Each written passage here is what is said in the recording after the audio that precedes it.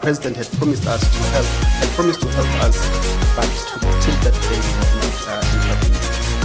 Manje esisathi onomama size khona ngapha usindiso ngoba usindiso abantu abebakhona ngaphakathi bebawukhona. So we decided to come to Usindiso because at the time there were 54 people at Usindiso. Abantu abasemaXhoseni besiwu-96. People from Emaxhoseni were about 96. Masihlanganisa yonke le number leyo isinikeza 150. When we put these two numbers together, we get about 150. Ansela wa awathayi i-building in danger. So the councillor advised that the building was a danger. I-building lingawa nanoma kunini uma kuwukuthi kuzogcwala abantu abaningi. And to collapse at any time because of the overpopulation. Besiye sisathi uma simphendula-ke yena ukhansela athi thina size lana ukuthi thina masizoze allocate ukuzoze allocate kuzoba nani intervention. So we came here, so we responded to the councillor and said that we were there to allocate ourselves some houses so that there can also be an intervention. Ngoba bekhona yena ukhansela i-JMPD kunye nawo amapolice. Because there were in presence the JMPD, also the councillor and other policemen. Lesiye athi uma sizongena ngaphakathi lokho kuzoba yi-trespassing. They told us that when we enter, it will be trespassing. We will be trespassing. I cut in a SCS athi hayi uma sizongena ngaphakathi lokho kuzoba yi-trespassing. Okay, please come again. Besiye sathi thina uma sizongena ngaphakathi lokho kuzoba yi-trespassing. So we knew that if we entered the building, it would be trespassing. Uma kuyi-trespassing kuzoba nane intervention JMPD nane SAPS. So if we're trespassing, the JMPD and SAPS would intervene. Uma baba azosikhipha thina sizobuyela emuva emikhukhwini eyethu lapho ebesihlala khona. Then if we get evicted, we would then have to return to where we used to stay before. Kodwa ke manje abesifazane abahlala ngaphakathi kunye nazo izingane ezabo bona uma bebe ezophuma lala aphayana bophuma baya kuphi ngoba imikhukhu bona abanayo. But we knew that because there were also women who stayed there and their children, if they also got evicted, they would not have nowhere else to go to. Babese basibizela meeting siya CJ Kronye. So then they called a meeting where we had to go to CJ Kronen. CJ Kronye bese sahlangana nemibutho eminingi. So when we got to CJ Kronen, we were questioned. Ngoba bekukhona JMPD development or social development MMC water MMC electricity ukhansela nana abaningi. Because when we go there, there was the JMPT, there were the councillors, there were policemen and many others. Abanye abebaye babuza abe social development ukuthi manje bona bayamangala ukuthi manje bona babizwa kanjani kuyo yona indawo lena babizelwe ini. So the ones from social development asked us why they were, or wondering why they were even in that meeting and wondering why they had been called to the meeting. Besiye abaphendula ke ukuthi hayi cha thina sibizwe lana bazohlanganisa nani ngoba besifuna ukuyongena Usindiso. So we replied and said that we had asked them to be there so that they can help intervene because we wanted to go and stay at Usindiso. Babese bayabuza ukuthi Usindiso yiphi yona Usindiso ikuphi Usindiso. Then they asked that which Usindiso and where is it located. Sabese siyabatshela ukuthi Usindiso ese Albert Street corner Delvas. We told them that what we mean the Usindiso at Albert Street, corner Delvas. Babese bathi lapho bekuyibhilidi elabantu abesifazane aba-abuswe amadoda awabo kunye naney'ngane. Then they told us that that building was meant for females who had been abused and their children. Kodwa ngolwazi olwabo bazi ukuthi indawo lena ayisahlali muntu, indawo yavalwa ngo-2002. And according to their knowledge, they say that the place was no longer occupied and was closed down in 2002. Ngoba thina besiye sesalona i-meeting ngo-2019. Because we had asked for a meeting in 2019, Babese asitshela ukuthi hayini lokho bona bebangakwazi. they told us that they were not aware of this. Sabese siyabuyela khona ebhilidini. Masibuyela khona ebhilidini besiye sa allocate futhi ama-member awe JMPD. So we went back to the building and we allocated a team from the JMPD. Bebaye asitshela ukuthi bona masingena ngaphakathi sizohlala singalwi. And they told us that when we go and stay there, we should not fight. Ngoba uma kuukuthi sizolwa nabo bazobuye ba-intervene. Because if we had any squabbles, they would have to come back and intervene Azobopha abantu abalwayo. and take into or make and hold those who were fighting accountable. Ngaleso sikhathi abantu bebasesebancane. At the time, there were fewer people. Thank you so much, Mr. Mosa. Mr. Mosa, when you moved into Usindiso, what were the conditions like, and did they change as more people came into the building? Ngekhathi ungena ku Usindiso, betinjani timo or how were the timo lapho in that building and ngabe tahamba tashinja yini ngaphambi kwesikhathi? Ukungena okwethu Usindiso yonke into behamba kahle, kodwa bekuye kwabuye kwashintsha ngokubeka okugcwala okwabantu. When we went to Usindiso, the situations were fine, but over time, as the population increased, the situation changed. Did you live, could you tell us the floor you lived, and did you live in a brick and mortar room or a room that had been erected with other materials? Can you tell us maybe ungasila ukuthi mhlawumbe bohlala kuliphi stairs number bani kule stairs?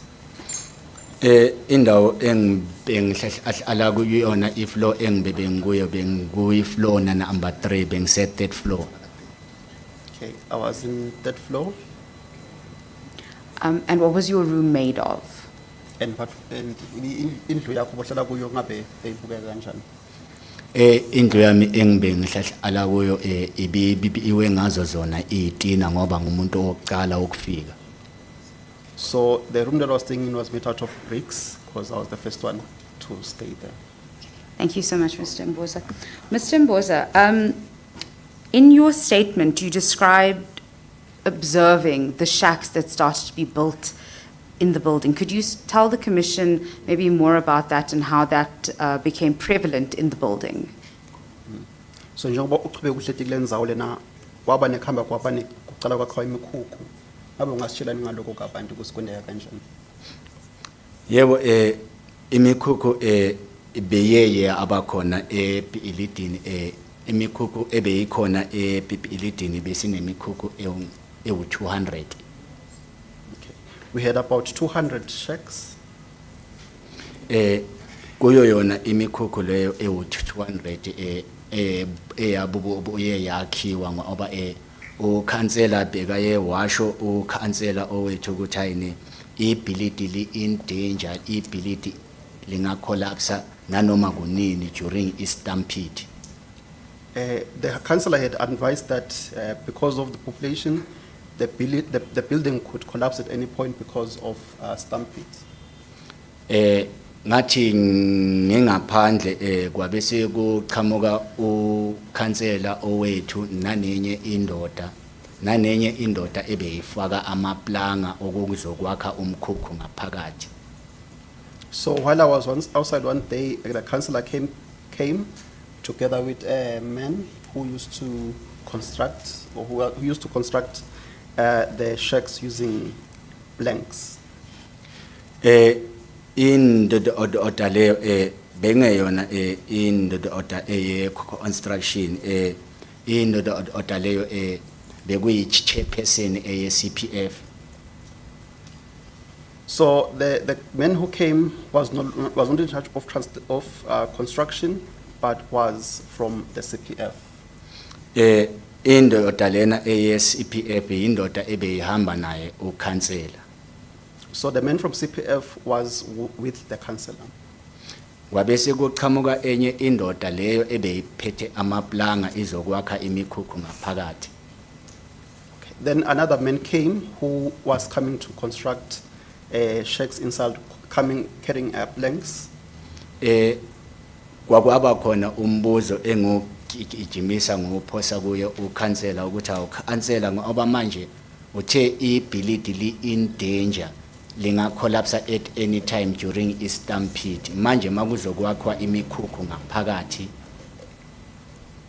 So at that point I asked the councillor that because he had said that the building was in danger of collapsing because of the high population, then why were there more shacks being constructed inside the building? Ngoba ngaphakathi ebhilidini imikhukhu beyingekho.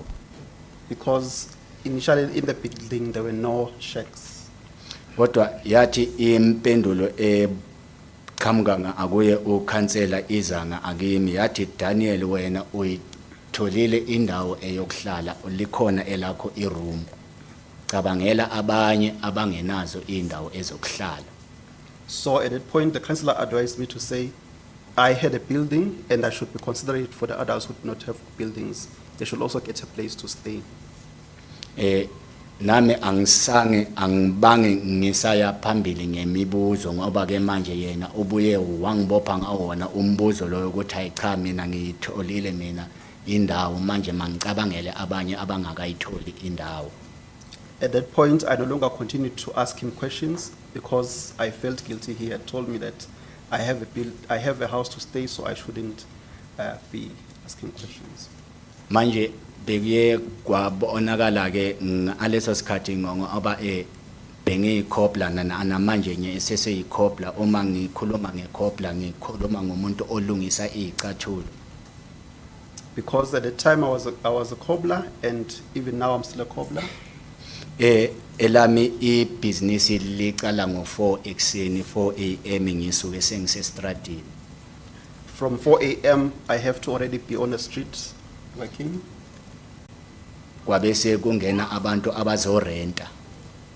So over time people started coming in and started renting in the building. Enzakala into eziningi ke manje ngamanje ngoba abantu nabo bebafuna okungenanga asemaphaketheni okuya ngasetafuleni nabo babuye barentisa futhi. So people started renting and the population increased and people were starting to do other things that were shoddy. Yes. Thank you, Mr. Mbosa. Mr. Mbosa, could you tell this commission about the raid in 2021 that happened in the building? So ungasitshela ngokuthi kwendekani nga-2021 lapho khona bafika idola amaphoyisa and bekuye kwenzeka ngonyaka owaka 2021 kuqhamuka ama-official amaningi okuyi JMPD SAPS i-Eskom City Power nano councillor bekakhona. So it happened in 2021 that the JMPD, the SAPS, ESCOM, and the councillors were there, and they came to the building. Kwaqhamuka nendoda eyase JPC And also someone from JPC. wathiwa JPC Johannesburg Property Company. JPC stands for Johannesburg Property Company. Kwathiwa indawo lena esihlala kuyo nje ngoba ama services ngathi asiwabhadali. So they told us because where we were staying, we were not paying for any of the services. Lana building kuze kugcwele ama foreigner. Also, there were a lot of foreigners in the building. Wabese kufunwa ama IDs kubo bonke abantu.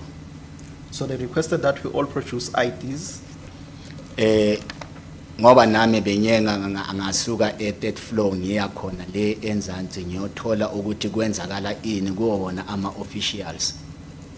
I also left for my floor and went downstairs to find out what was happening. Benyengathi uma ngikhuluma nabo kuthola ukuthi bonke bayangiignore. When I tried to talk to them, they all ignored me.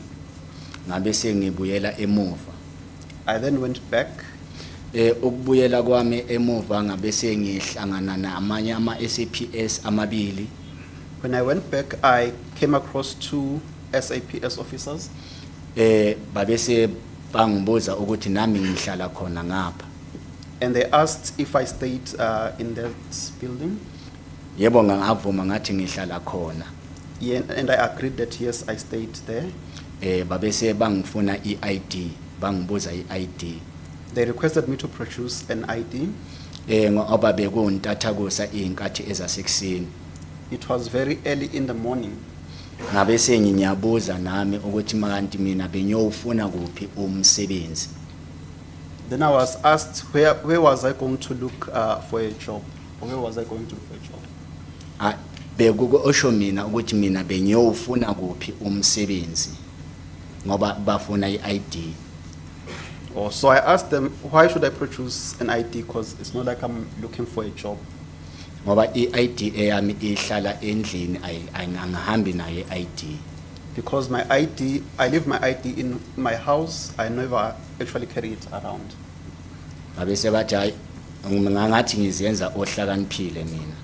So they told me that I'm acting clever. Kulapho babuye bangithatha bangifaka evenini yabese iyahamba iya John Foster Police Station. So they took me into their van and took me to John Foster Police Station. John Foster Police Station lapho bebaye bangihlalisa amahora amane khona. So I spent about 4 hours at John Foster Police Station. Ngabe senye abatshela ukuthi mina njengomuntu olungisa izicathulo abantu balinde izicathulo zabo mabazochayisa abantu bazofuna izicathulo zabo angikakaziyenze kanti siningi isikhathi engisimoshile la. So I then told them that I'm a cobbler and I had to go back and fix people's shoes because people would become worried where their shoes are.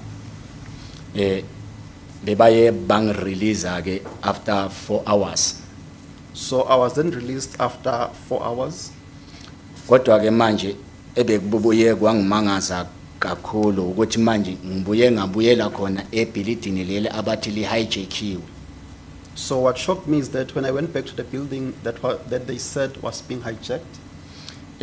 Wonke ama foreigner lanka engibenyenga athathwa nawo wabese wanenekezwa ama 1000 police bail.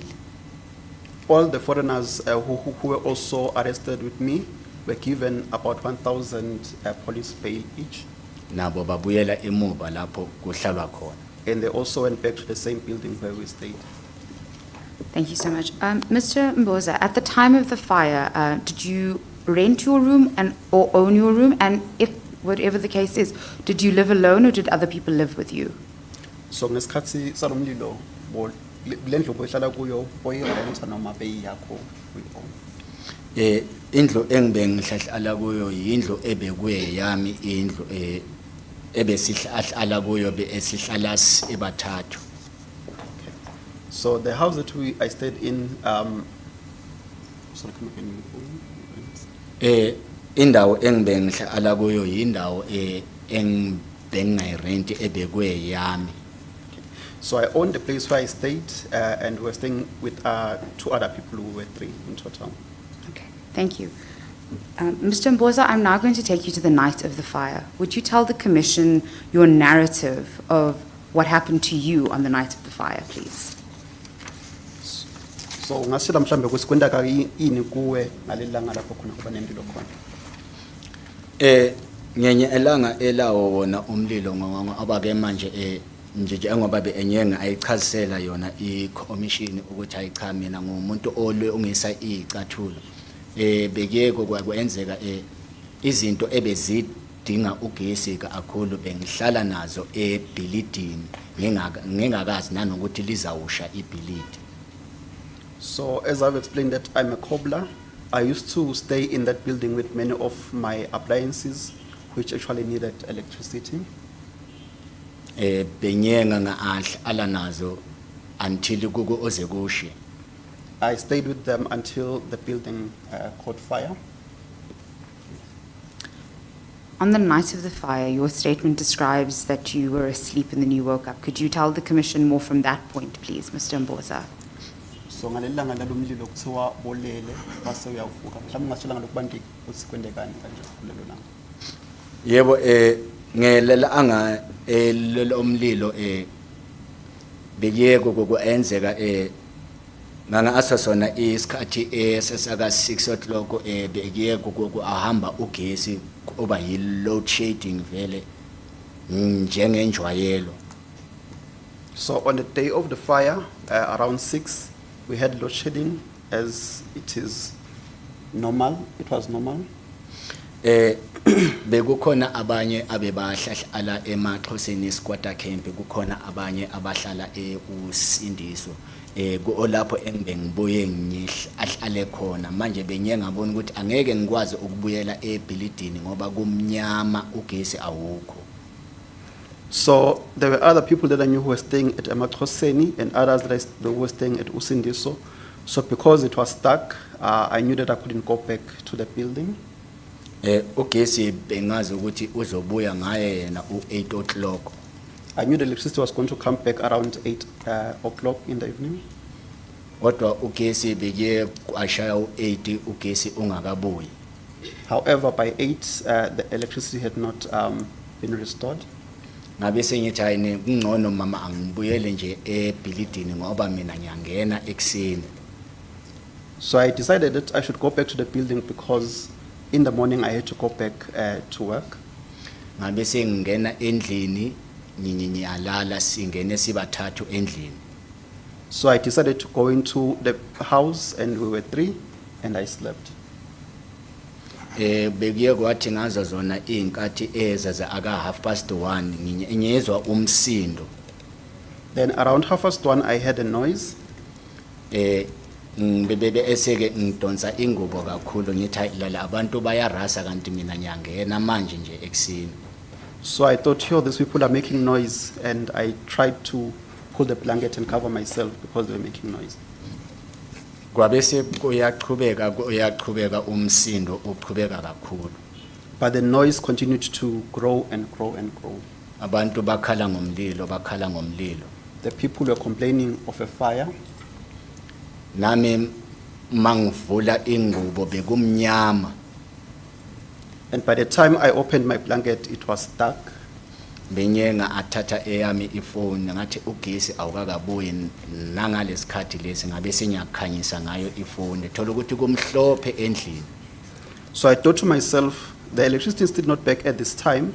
So I took my phone and turned on the lights. And when I saw, then at that point I saw the smoke all over the house. Kumhlophe endlini mama akumhlophe endlini kuthiwa kuyasha. And I heard that people were screaming that it's burning, it's burning.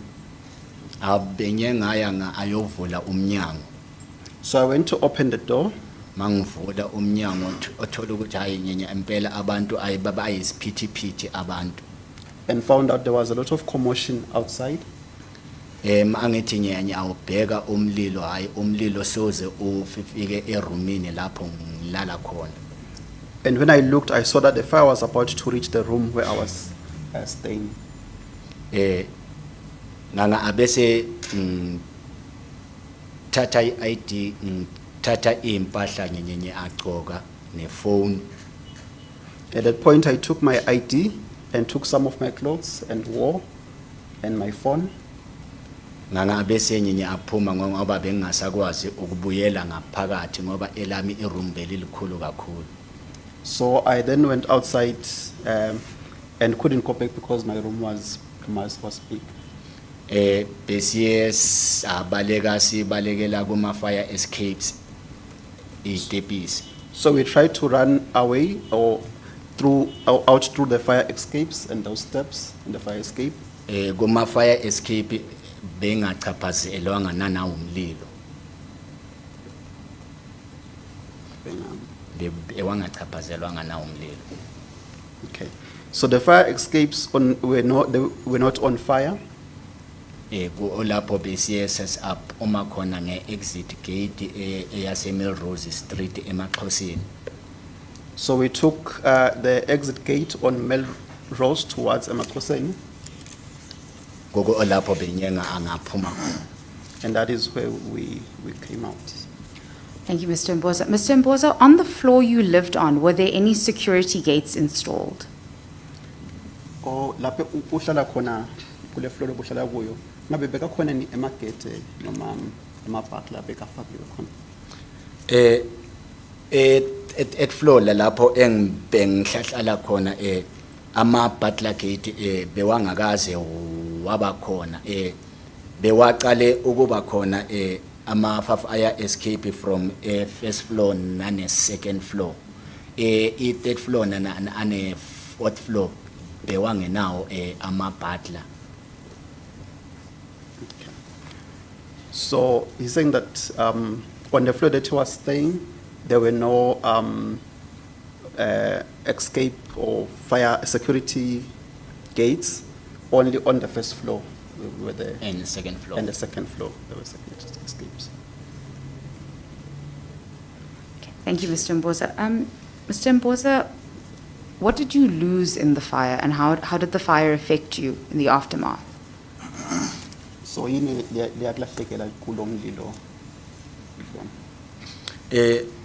Okuningi okwangilela alahlekela kuona umlilo lona ngoba manje ke benginomshini obibi izwa nye 3-in-1 umshini okulilo ongisa zona icathulo umshini loyo ubusebenzisa ugesi.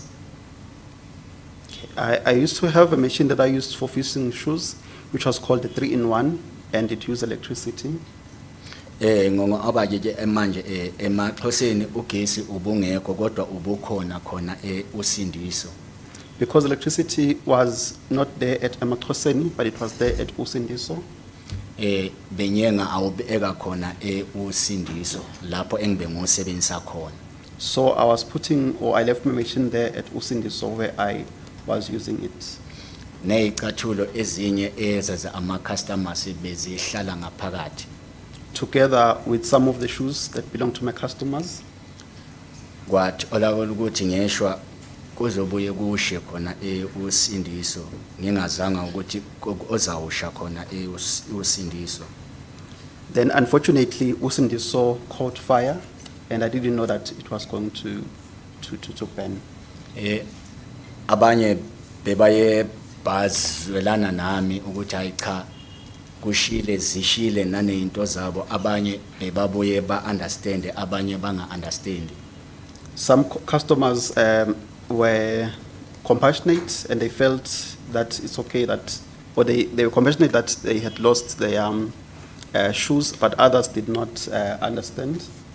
Nganga aleso sikhathi leso benyenga kungafanele ukuthi mangihambe nginye ebank ngiyokhipha imali engango 43,000. So at that time I had to go to the bank and try to withdraw about 43,000.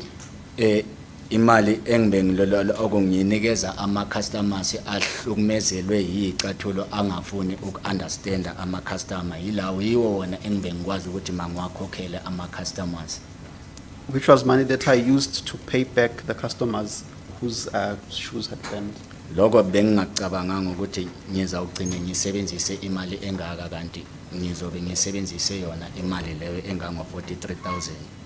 And I didn't expect to use so much money of up to 43,000 to pay back the customers. Ngoba benyengathi uma ngiyemtshela naye ukhansela impendulo abekayo wangitshela yona wathi uzofuna ukuthi mangiproduce ama receipt. When I told this to the councillor, he told me that I would have to produce receipts. Ngabe senyambuza ukuthi ama receipt ngizowa produce kanjani wona ashile ama receipt.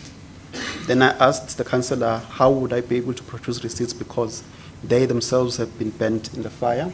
Kulapho enyenga aluza nane hope nje nanezinto eziningi ukuthi ayisezihambile zihambile.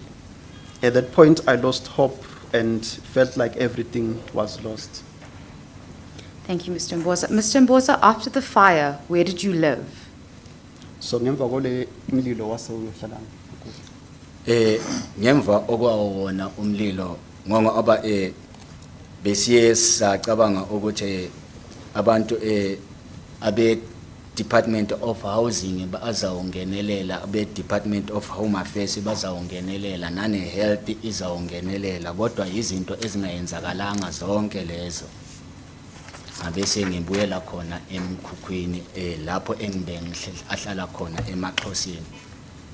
So after the fire, we were expecting that the Department of Housing was going to intervene or the Department of Health was going to intervene, but nothing, they didn't intervene at the time. So I decided to go and stay where I used to stay back at Emaxhosini.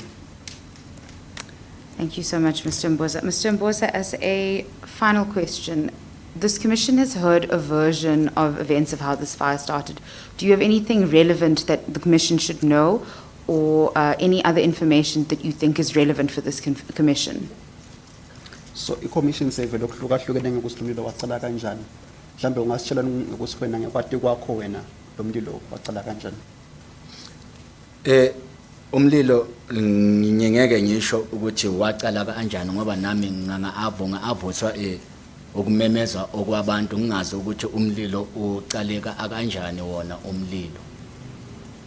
Okay.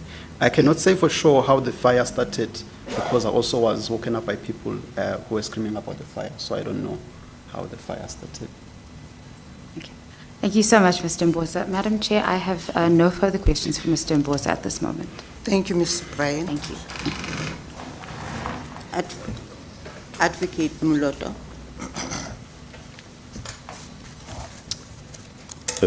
Thank you, Madam Chairperson, and good morning. Good morning, Commissioner Mabena. Mr. Mbosa, thank you for your testimony. I have a few questions just to clarify some of the points that you made in your testimony. Okay. So Mr. Mbosa, uthi unembuto lembala lafuna ukuthi ayive kuwe mayibute kuwe ukuze khona ukuthi umcacisele uko doctor. You referred to an instance where the councillor, the CPF representative, and another gentleman came to Usindiso to construct shacks. Ukhulume ngokuthi kwafika ikhansela kwafika umuntu oqhamuka ka-JPS baqhamuka nemfundo bekade wakha ema-shacks noma imikhukhu lapha e-building kule sakhiwo senu. Yebo. Yeah. Prior to that day, were there any shacks in the building? Ngaphambi kwalesikhathi lesi bekhona mhlambe imikhukhu lapha kule sakhiwo senu? Cha benga akaze yaya abakhona imikhukhu. No, before this point there were no shacks. Okay. You said that in the end there were about 200 shacks in total, right? So uthi ekugcineni kwagcina kunemikhukhu ecishe beng-200 kunjalo.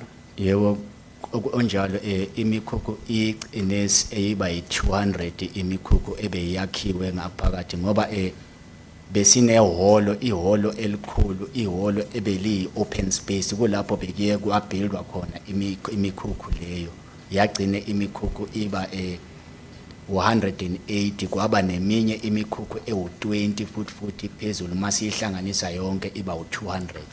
Yeah, so the 200 were Allow the interpreter to interpret. sorry, Madam Chair.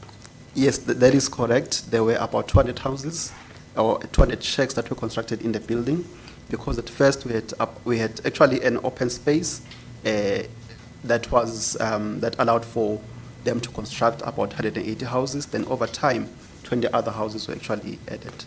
Yeah. So these 200 shacks, were they just on the ground floor or in various other floors?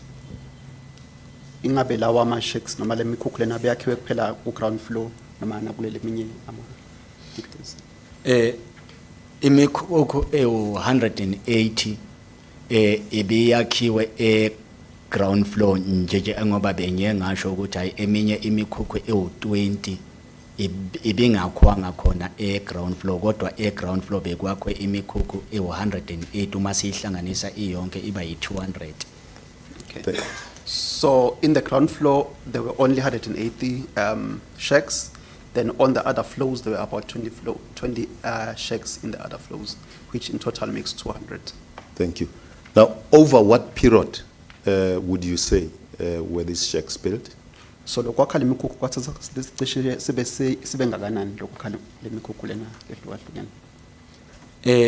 Imikhukhu lena ayathatha nje amalanga amathathu ukwakhiwa yona imikhukhu leyo. So it took about 3 days to construct these shacks. And would the 3 days refer to the entire 180 plus 20 that were on the other floors? So kulamalanga lamathathu ukhuluma ukuthi kwakhiwa le mikhukhu le 180 alena le 20 lebekele letinye days noma usho? Imikhukhu lena 180 beyeye yabuildwa ngayo yona i3 days, kodwa le eminye ewu20 ibuildwe ngemva okwale eminye ebeye yabuildwa cala e180. So it's only the 180 that were constructed within 3 days. Then the other 20 were constructed over other days. Thank you. Would you say then, would you say that the same gentleman who walked in the first instance with the councillor and the CPF chairperson constructed the entire 180 in 3 days? So bongasho ukuthi mhlambe le mikhukhu yonke le 180 yakhiwa ngilo councillor kulamalanga amathathu nalona beka sebenza nabo. U-ansela ongeyena owakha yona imikhukhu leyo, imikhukhu yakwa enye indoda, u-ansela bheka nanenye indoda eye-CPF, i-chairperson eye-CPF, indoda leyo ebeyithe mayingena nawo amaplanga kwaba umbuzo enguphosa ngakuye yena ukhansela ukuthi njengoba buye wathi ibhilidi li in danger, ibhilidi lingacollapse at any time during istampede, so manje makuzokwakhiwa imikhukhu ngaphakathi ibhilidi angeke liwe yini na? Wathi yena makangiphendula, Daniel wena kukhumbula ukuthi wena iroom ulitholile. Okay, just for clarity, uthi ukansela akuyena obekwakha imikhukhu? Yes. Okay, so he's saying that the councillor is not the one who was constructing the shacks. However, when he approached the councillor to ask about why there were shacks being constructed, the councillor is the one who told him that he should not have a problem because he has a house, but the other people also needed to be accommodated. Thank you. With reference to the raid, you testified that at a point you came down from your room to have a discussion with those that were executing the raid. So kule ngesikhathi batofika batobane kunihlola ushito ukuthi nawe wehla ku third floor ya entrance wayibuta ukuthi bekwendekana angithi kunjani?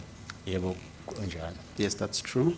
Yeah, and you further stated that in your attempt to do so, you were ignored. Phinza washo ukuthi na uzama kubabuta bakuziba bangakuphenduli. Yebo. What were you communicating to them? So bozama ukuthini kubo ngalesikhathi lesi? Ufuna kuthini kubo? No, ngoba bebaye basho ukuthi ayini kukhona ama-services ngathi asawabhadali ama-services so manje besiyobuzela lo dala mhlahla asimpe baba angasi-explainela ukuthi kanjani as nje enge-concerned resident eyasemaXhoseni. As a concerned resident, I went there to ask and find out what they meant by the fact that they were saying we were not paying for some services. That's what I wanted to find out. Thank you. And lastly, are you able to tell if you lost any friends or family members that you resided with? But ungasho yini ukuthi khona laba from mhlawumbe labashona ngakhathi ekufika lo mlilo lokuhlala nabo? Yebo baningi ngoba abangani obhuti nosisi omama nobaba omkhulu nogogo ngoba ngalelo langa lelo elomlilo baningi abantu engibe ngibabona omafilimi kodwa ke manje mina bengibabona live abantu babuye bajampa ke abantu babuye baphosa nanezingane abantu babuye basha babuye bamemeza abantu ngangibabhekile. Yes, I can say I lost a lot of people, which would include friends, sisters, brothers, and other grandmothers. So what I saw on that day, what I usually see on films or on movies, where people would just be able to jump through the window and jump to the floor. Thank you. You testified earlier that the room that you lived in was yours. Would it be safe to assume that you did not pay rent as a result? So ushito kuqaleni ukuthi le ndlu ohlala kuyo beyiyakho. Ungabe kuqiniswa ukuthi ke singasho ukuthi bongabhadali irent.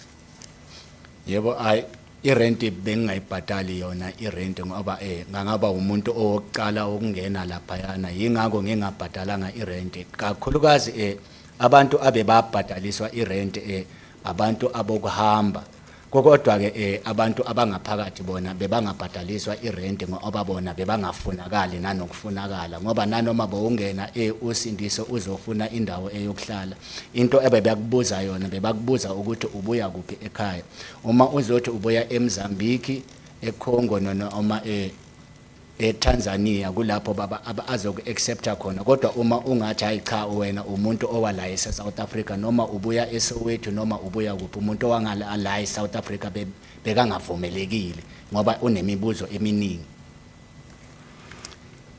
Yes, I wasn't paying rent because I was among the first people to stay there or who came there. So, and I was also a local. What I also noted is that the people who were most welcomed in that building were people who were foreigners from countries like Mozambique, Tanzania, Lesotho, and other countries. If you were to say you were a local or a South African, you would not be accepted into the building because you would have a lot of questions to ask about the building. Thank you. Lastly, most certainly, without disclosing any names, would you be in a position to furnish the commission with the names, if known to you, of those who benefited from the rental collected? Mhlambe kwegcina nje ngaphandle kokusho emagama ebantu khona lana ungakhona ukuthi uyiphe i-commission emagama ebantu laba khona ukuthi babe nokuzuza imali mhlambe from i-rent ibibhadala le building. Abantu abebazuza kuyo yona imali ngoba ayifuni ukuthi manje uyibhekele kude kodwa iyafuna ukuthi nayo i-commission ibuye ibhekele eduze nje ngoba nalo ikhansela belilasho ikhansela ukuthi ibhilidi li-in danger li collapse at any time during stampede and of which abantu abebasebhilidini bekuabantu abawu-54 kanti abantu abawu-96 bebasuka basemaXhoseni uma uyihlanganisa leyo number iyonke ikunikeza i-150 ngokubonakala okwakhe yena ukhansela abuzwe wona umbuzo loyo ukuthi akhansela ngoba ibhilidi utheli in danger lingawa nanoma kunini ibhilidi during istampede manje makuyokwakhiwa yona imikhukhu kuyosetshenziswa amahamori ibhilidi alingeke lize liwe yini na impendulo uma engiphendula yena okhansela wathi kimi wena Daniel khumbula wena uyitholele indawo eyokuhlala ulitholele iroom so ninikeza abanye ithuba elokuthi mabazofuna indawo bayithole indawo kanti found ukuthi yona imikhukhu leyo izawurentiswa yona imikhukhu okusobala ilandlords bekuhuye yena ukhansela. So without going too far, it can be easily inferred that the rent was being paid to the councillor because initially there were about 50 people, then the number grew to 150. And when I asked the councillor why he allowed the number to grow, he said to me that people also wanted a place to stay in. And then to me that is clear that he's the one who was benefiting. Thank you. Thank you, Chairperson. Commissioner, there are no further questions for this witness. Thank you, Advocate Muloto. Mr. Mnyandu.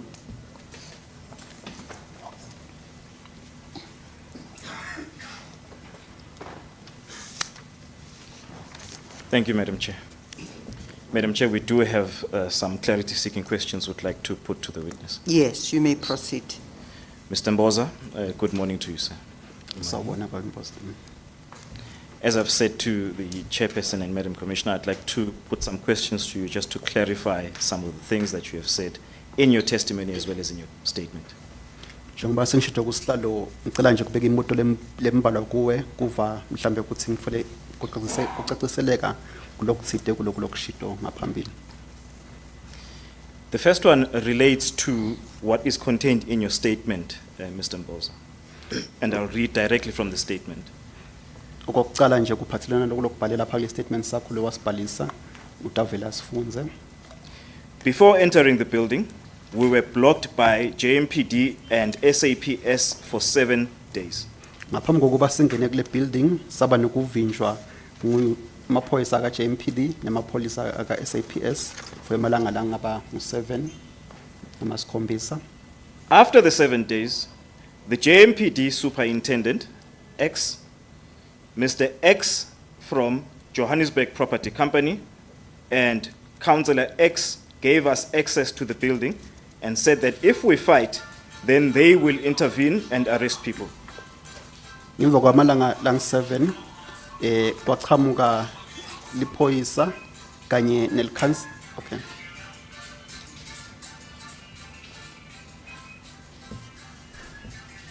Yes, there was Sorry, some Chairperson. interruption. Sorry, Chairperson, perhaps I Yes, request that I you read might. that again so that Yes. the interpreter is able to follow. After the 7 days, the JMPD Superintendent X, Mr. X from Johannesburg Property Company, and Councillor X gave us access to the building and said that if we fight, then they will intervene and arrest people. Ngemva kwamalanga lang7 umphathi wemaphoyisa ka JMPD babelo Thite kanye nekhansela banivumela ukuthi ningene kule building niyohlala khona base bathi uma kojanilwa batawuba nekuta batoba nekunlamula noma batoba nekubophala bolaba lwabo. Are you able to provide clarity as to what would have changed the position after the 7 days? Sitshela ukuthi yini liyashintsha emva kwalamalanga lang7 yabenda Koko amla malanga lanka awu sesevene ngoababe SCS asathi uma sisiya khona sabe sithunyelwa eJMP ku CJ Kronye ukuyobamba imeeting eCJ Kronye kulapho bebesiye sathi uma sizobuya kwakuba yibo bona abasitshela nganga aloko ukuthi hayine singangena sihlale kodwa ke manje bona bangezwa ukuthi kuyaliwa ngaphakathi ngoba uma sizolwa ngaphakathi kulapho bazongenelela khona babuye babophe abantu abalwayo. It is because after the 7 days they called us to a meeting at CJ Kronye where they told us that in case they hear that people are fighting in that building, then they would come to intervene. All right. So if I understand correctly then, in terms of the chronology, it is the moving into the building that came first, or is it the meeting at CJ Cronje? So kufuna kuvisisa kahle nje ukuthi yini le yafika kuqala ukuthi ningene kule building nihlale noma lapha kule sakhiwo nihlale kuso noma ngilomhlangano lobase CJ Cronje. Ngoba kuwo wona umhlangano loyo owase CJ Cronje logo bawumisa kubaba athi hayi ba azawusibiza for further basinenekeza further notice ukuthi bazosibiza nini kuwo wona umhlangano till namhlanje kusese further notice. Mr. Mbosa, sorry, I'm not clear. I'm going to... Can I? So Yes. Your question has not been answered. Yes, Chairperson. I am not clear on the chronology. What I would like to find out is what came first? Is it moving into the building and then being called to the meeting at the CJ Cronje building? Or you had a meeting at CJ Cronje and then you were permitted, in inverted commas I'm going to say, to move into the building? so uthi ufuna kuvisisa kahle kahle ukuthi yini le takuqala ngoba ukuthi ningene kule sakhiwo nihlale kuso o noma ukuthi ngoba nalomhlangano le CJ Cronje ngoba ngikhona then later niyongena kule sakhiwo. Yebo gogo abakukhona siyongena kuso sona isakhiwo lesi after sikhulume kuwo wona umhlangano lona esanekezwa further notice kuwo ukuthi ayine bazobuye basibize thile namhlanje basasibiza manje bese sathi uma usuka khona kulapho bebaye basialawa khona ukuthi masingene singazi ukuthi bona bakhuluma ngibathini bona. Okay. It was after this meeting that we were allowed to go and stay in that building. We are not sure what they discussed, but then after that meeting, they told us that we can go and stay at the building. So there would have been the 7 days where the JMPD personnel or officers did not permit you into the building. Loko kusho ukuthi koba ngilamalanga lang7 lapho khona bala ukuthi ningene kule sakhiwo. Then there would have been the meeting at CJ Cronje. Kwase kulandzela lo mhlangano And the- CJ Cronje. After the meeting, then you were permitted to move into the building. Bese emva kwalo mhlangano nase niyongena kule sakhiwo. Kwendeka kanjalo yini? Yebo onjalo. Yes, that's the case. Thanks, Mr. Mbosa. The next question I have is, according to your understanding, when you moved into the building, it was being given to you. The room that you were going to occupy was simply being given to you. So ngekwati kwakho nawungena lapha kule sakhiwo nabathi ngenani khona bebakupha leyo ndlu yakho noma wakubona kanjani wena lokho ukuthi bebakupha yini le sakhiwo sakho. Yebo yabo onakala kanjalo ngoba nje angoba benyenga ayichazela yona iCommission ukuthi cha abantu abe base Usindiso building abantu abawu 54 and then abantu abawu 96 yibo bona abasuke emaXhoseni yingakho besiye savumeleka ngoba abantu abasemaXhoseni bebawu 96 makuhlanganiswa isibale leso siyenza u150 bekungakagcwali nje abantu abaningi. Yebo kunjalo. That is the case because what my understanding was that when we moved in there were about 50 people, then later on the number raised to 150. So initially there were not a lot of people in the building. That's why we were allowed to go and stay. Thank you, Mr. Mbosa.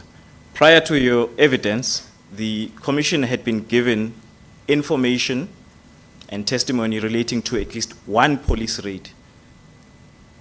So kulolo kushito kuqaleni uthi teku emaphoyisa ake afika lokungenani kanye batofika babane kulihlola. Khathi kufika emaphoyisa nalapha baka Home Affairs. So lokho koneka kanye kuphela. Yebo beke kuenzeka kanye. The timing, or I should Yes, say, it happened once. my apologies. The timing of such police raid on the evidence that's been given to the Commission was during 2019. In your testimony, you referred to a police raid that took place in 2021. So bathi lapha le raid yendeka lokungenani nga 2019 but kulolu bhalwe phansi wena uthi kwendeka lokungenani ngabo 2020 2021. 2021. Bengicela ukucacisa lokho ikhokho omishani beyeye angibuza ikhokho omishani ukuthi besiye sacala ukuhlala nini la aphayana ngaphakathi yebo beyeye yayithola impendulo ikhomishani ukuthi hayi laphayana Usindiso building sasangena ngonyaka owaka 2019 ngonyaka owaka 2019 sithe uma singenile uma uzobuzwa omunye umbuzo futhi ukuthi ingabe ikhokho omishani ingachazeleka kanjani ngayo yona irate eye yathatha ngonyenye aka owaka 2021 beye ikwaye yachazwa yona irate eyangonyaka owaka 2021 ngaze ngamenshina nami ukuthi mina ngaboshwa for 4 hours khona John Foster Police Station uma enye ezozwa nje u2019 kukolapho ngibuye ngimangale khona ngoba unyaka owaka 2019 unyaka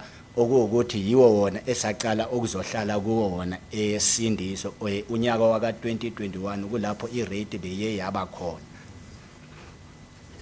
May I clarify to the Commission that we only started staying at Usindiso in 2019, and it was only in 2021 when the raid actually took place. So, Mr. Mbosa, you deny that there would have been a raid during 2019? Yes.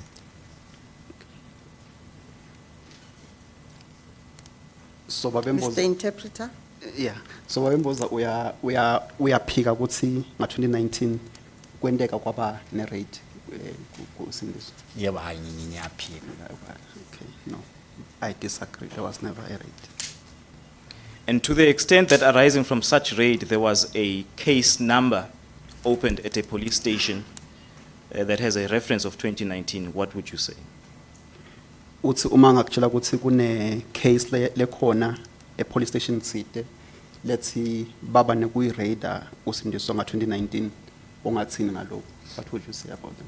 Hayi okokona hayi ngingavuma kubo bona abase Usindiso ngerate eyayenzeka ngawo wona unyaka owaka 2019 okusobala okushokona ukuthi hayi abantu abasemaXhoseni ngaleso sikhathi bebangekho nami ngangekho kodwa engangikhona kuyo eyaka 2021.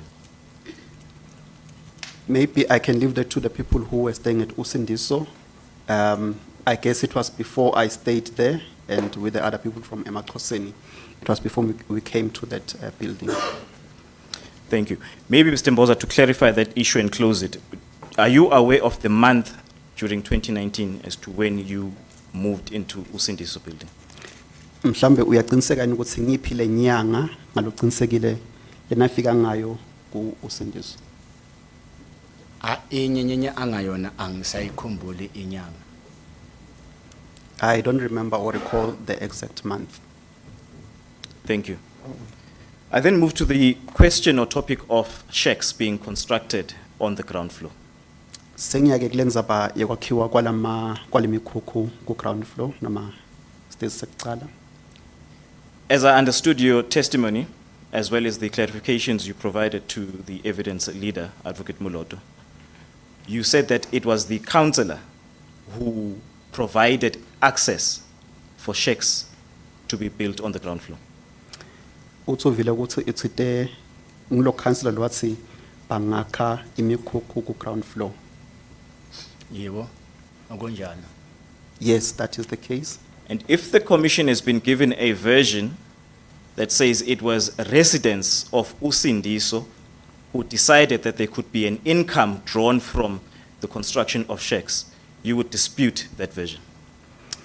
Nekuthi ke nangabe angathi kwasho bantu bahlala ku Usindiso ukuthi nakungakhiwa imikhukhu bangakhona ukuthi bathole imali kule mikhukhu. Uma angasho njalo ukuthi kwasho lokho ngileta community talapha ku Usindiso noma the people labantu abahlala ku Usindiso ngibo labathi akwakhwele imikhukhu. Ingabe ungakuphika yini lokho? Ngingakuphika akakhulu lokho. Yes, I would deny that. Mr. Mbosa, you said that the prevalent question asked of people that would look for a place to live at Usindiso building would be asked various questions. Please come again. You testified that persons looking for a place to live at Usindiso building would be asked various questions. Okay. Utsite the people who labantu ababafuna kuhlala ku-Usindiso bebabutwa imibuto ehlukahlukene. Kuliqiniso. Yebo, kuyiqiniso. Yes, they were asked questions. Who were the people who would ask those questions? Bobani abebebabuta leyo mbuto leyo. Abantu abeba buza leyo mibuzo leyo abantu bona abebana na amaroom nga aphakathi nje ngoba bekuthi uma obuzwa kahle kahle bekutargetwe ama foreigner nje ngoba benyenga ayichazela yona iCommission ukuthi kutargetwe wona ama foreigner uma ubuzwa ukuthi wena uchamuka kuphi uma uzothi wena ayicha uchamuka eMalawi eZimbabwe noma kukuphi kulapho bakuthathela khona ekhanda kodwa uma ubuthi owala eSouth Africa cha abamfuni umuntu wala eSouth Africa. Or the people who used to ask the questions were the people who stayed in the building. As I explained that, they would ask where you are coming from. And if you said you are from South Africa, they wouldn't allow you in. Only people from other countries, including Zimbabwe, and other countries were allowed to come in. So the commission is not to understand then that those people were landlords on their own. So ngalama imagama usho ukuthi labantu bebabuta lembuto ngibo kahle kahle beba phethe lapha kulesakhiwo lesi. Yebo. Nje ngoba benyenga angathi ukuchaza ibhilidi leli esikhuluma ngalo yibhilidi elikhulu kakhulu.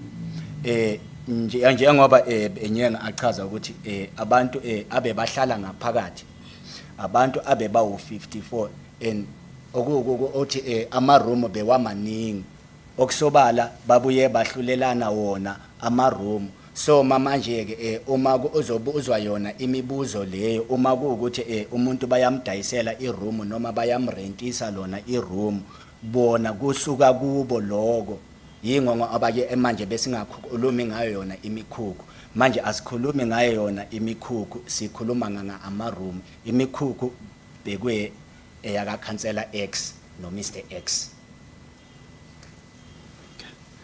So as I've explained that the building was quite big, it includes the shacks and also some rooms.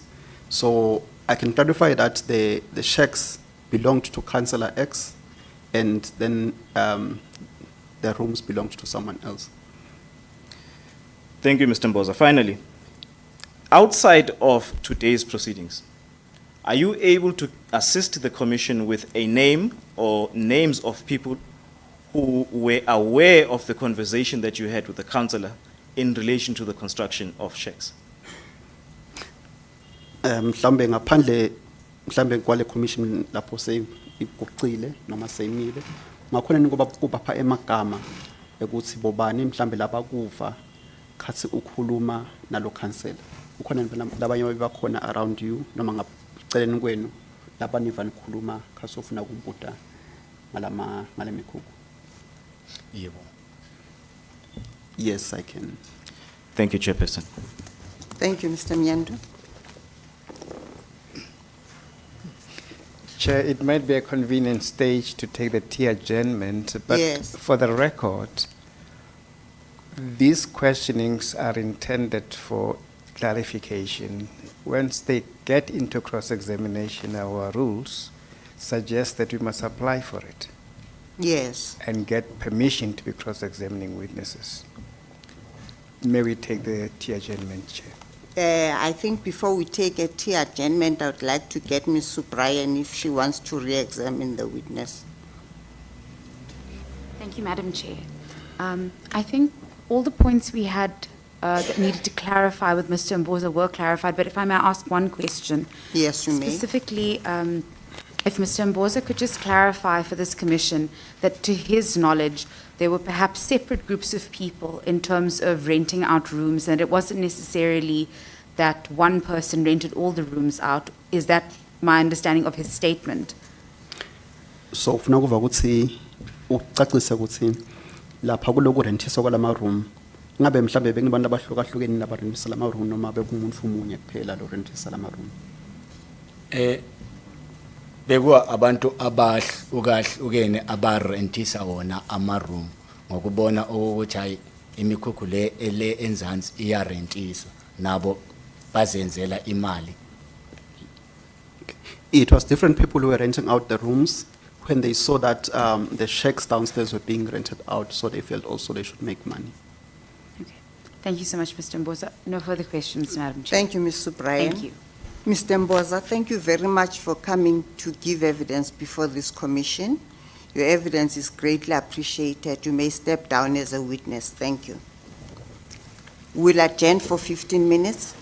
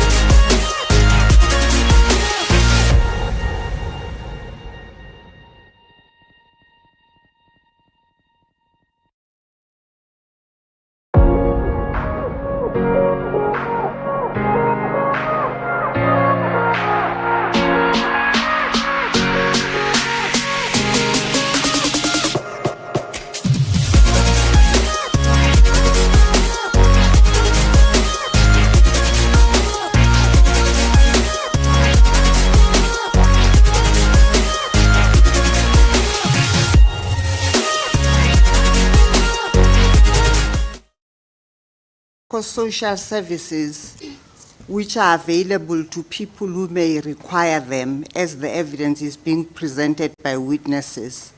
These people may contact our secretariat by the name of Tembegile Graham, who will make sure that she makes sure that they make contact with the relevant people to assist them. Thank you, Madam Chair. Madam Chair, if it's an opportune time, we just neglected to enter Mr. Mbosa's statement into evidence as an exhibit. If it may be submitted as exhibit NRF 3. Thank you. The evidence of Mr. Daniel, the witness statement of Daniel Mbosa is admitted into evidence as exhibit NRF 3. If I may call the next witness, Madam Yes, Chair. you may. Madam Chair, I would like to call Spiwe Nkobo to testify before the Commission.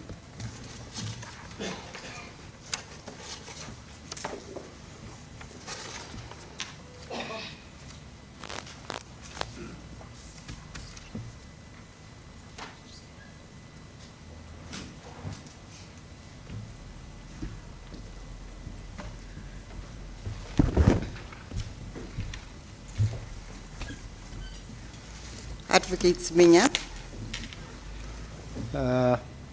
Ms Noobo, do you have any objection in taking the oath? Siphiwe Ngcobo unakho ukungcikaza ngokuthatha isifungo sakho? Cha, angenakho. No, I don't. Do you swear the evidence you are about to give us will be the truth and nothing else but the truth? And if you do, please raise your right hand and say, "So help me God." Uyathembisa ukuthi bonke ubufakazi ozobethula phambi kwekhomishana kuyiqiniso, akukhona okungalona iqiniso, kuyiqiniso kuphela.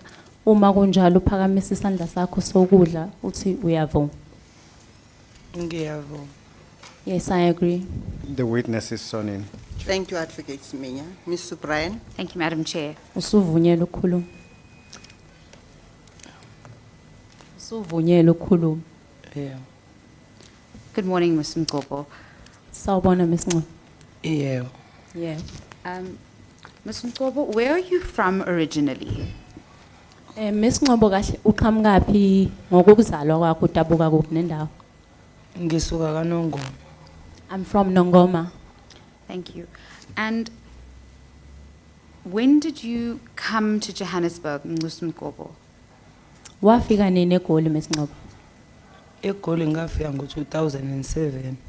In Johannesburg, I came in the year 2007. And between then and now, what did you do?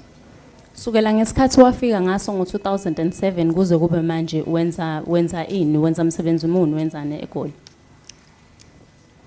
Ngiye umsebenzi engiye ngawenza nje eGoli bengiwenza vele ukuthengisa like tafula ugwayi o tamatisi nje into enjalo umsebenzi wami benginokwenza ukuthengisa manje. Ever since I've been here, I've been selling cigarettes, tomatoes. I've just been selling. I've been trading on the streets.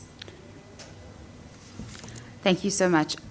Ms. Nkobo, in your statement, you describe how you worked as an informal trader and you had a commute between the Lawley Township and the Johannesburg CBD. At what point did you then decide to move into the Johannesburg CBD? Uchazile statementini sakho senzile ukuthi njengoba ubusufikile eGoli ubuhlale ngaso sonke isikhathi usuka eLoli Township uze edrobheni uzodayisa. Can you please repeat the last one? It was, when did she decide to move from the Lawley Township in Lenasia to the Johannesburg CBD? Uthathe nini isinqumo sokuthi uzohlala eCBD usuke eLoli la eLenasia lapha uhlala khona uzohlala la eGoli edrobheni? Mangisuka eLoli ngiye ngasuka ngo-2019. Mangifika ngo-2019 like bengiza nezikhwama zami like ukhonze ekhaya ngibuyele nabo emuva ekuseni. In 2019 I decided to come to Johannesburg. I would be using carrier bags to come into town, into Joburg. Uze nini la? Uze eGoli uzohlala khona uze nini? Ngo-2019. eGoli ngiye ngahlala kuNugget. Kwasho ukuthi iflat ebengihlala kuyo lapha kuNugget noma ngashawa irent. Okay, uthi ngimphendule sis. So it was in Nugget. I came 2019 and I stayed in Nugget. And yes, she stayed in Nugget 2019. She would come with her carrier bags. And in 2019, she stayed in Nugget.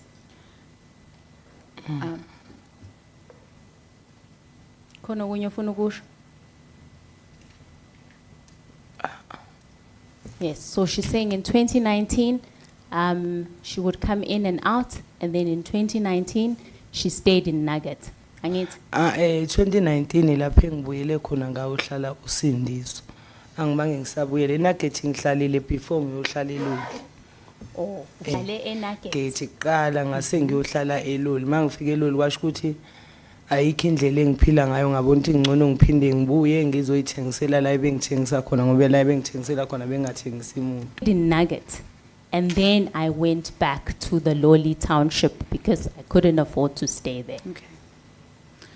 And then, Ms Noobo, how did you end up finding out about the Usindiso building and coming to live there? Uzwe kanjani ngendaba yasosindiso wagcina usuzohlala khona? Usindiso ngithe ngisahleli khona la engithengisela khona. Kwaqhamuka omunye umuntu ngisuka la ngilokhu ngibuyela le. At Sindiso, while I was still selling, there's another lady that came to me. Her name is Ngobile. And I asked her for a place to stay. And I asked her that if she can please look for a place for me so I can be able to stay, because where I'm staying, it's quite far. And then, at which point did you move into Usindiso? Isiphi isikhathi osukile lapho wasuyahamba uyohlala khona eSindiso? Wabuya yena unqobile wangitshela ukuthi okunomunye ubhuti ebengimazi abebethu uSibu wathi umtholile wangikhulumela naye uthe angizi ngaya kuye ngathi mangifika wanginikeza iroom ngathi ngithi ngibhadare malini wathi yena noma ngabe uyabhadarisa ngeke akwazi ukubhadarisa mina ngoba akazi nanokuthi uzothi ungibhadarisa malini ngahlala khona kule ndlu kaSibu ngahlala inyanga ayiphilanga wabesethi ucela ngishare nomunye untombazane izindlu zakhona ilezi ezakhiwe ngamabhodi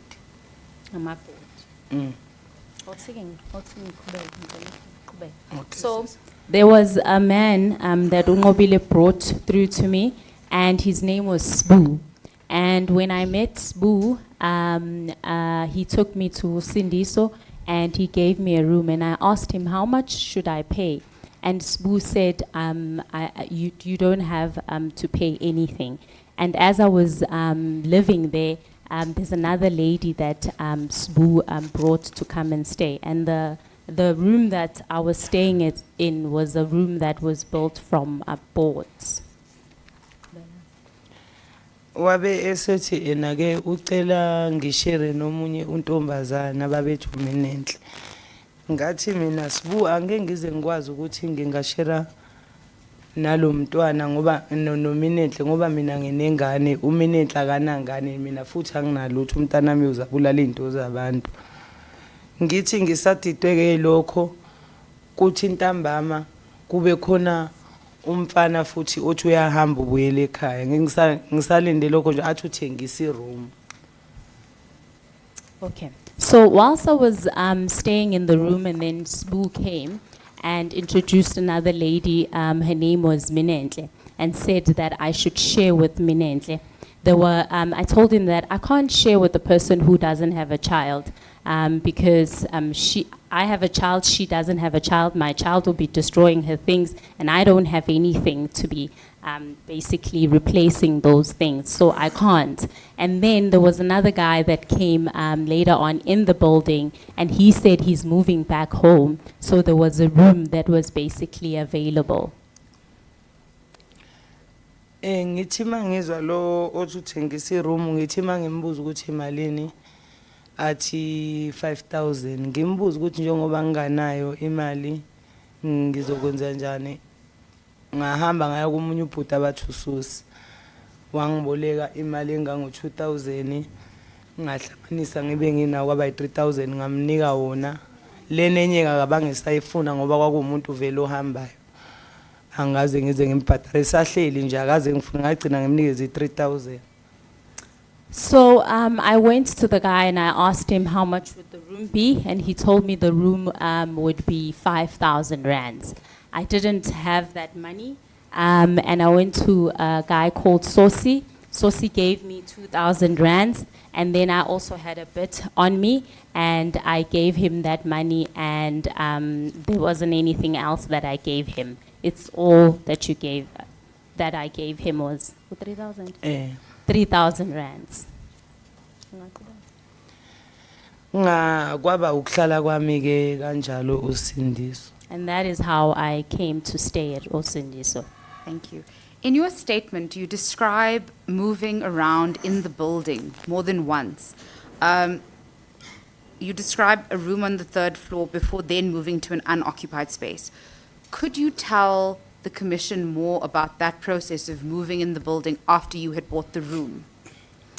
Estatementini sakho ukhulumile wathi na uhlalile Usindiso ekuhlaleni kwakho ubunyaka ubulokhu uthutha uyakuhlala kwenye indawo waze wahlala ngisho na ku 3rd floor. Ungachazela mhlawumbe iCommission ukuthi emva kokuthi uthengele indlu leyo usuyithengile ngalo 3,000 waphinde futhi wanyakaza bekwenzakalani kuleso sikhathi? Ngaleso sikhathi ngize ngimuva benginobhuti wami like ubehlala nomama wengane yakhe lezansi like mabe nokulwa belwa abuye kuzophoqa ukuthi kumele alale nami khona la ndlale la phansi ngachifta ngaya e-second floor. I-second floor indawo engene kuyo bekuhama steps ngaklina wona icula udoti nje ngangena ngahlala phakathi. As I was still living in them, I have a brother who stayed downstairs with his lover, and they would have quarrels, and then he'd have to come and stay with me. So what I did is I moved and I stayed on the 2nd floor on the steps. I just cleaned up the steps, and then I basically stayed there. Ngahlala khona ke 2nd floor ke until ngoba behlala khona ema stepsini. And then I just stayed on the 2nd floor on the steps until I stayed there.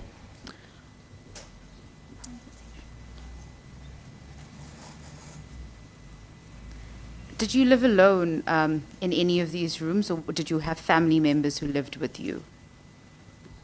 Njengoba ubuhlala nje sis ubuhlala nomndeni noma ubuhlala wedwa? Bengihlala nezingane zami nobaba wazo. I was staying with my children and their father.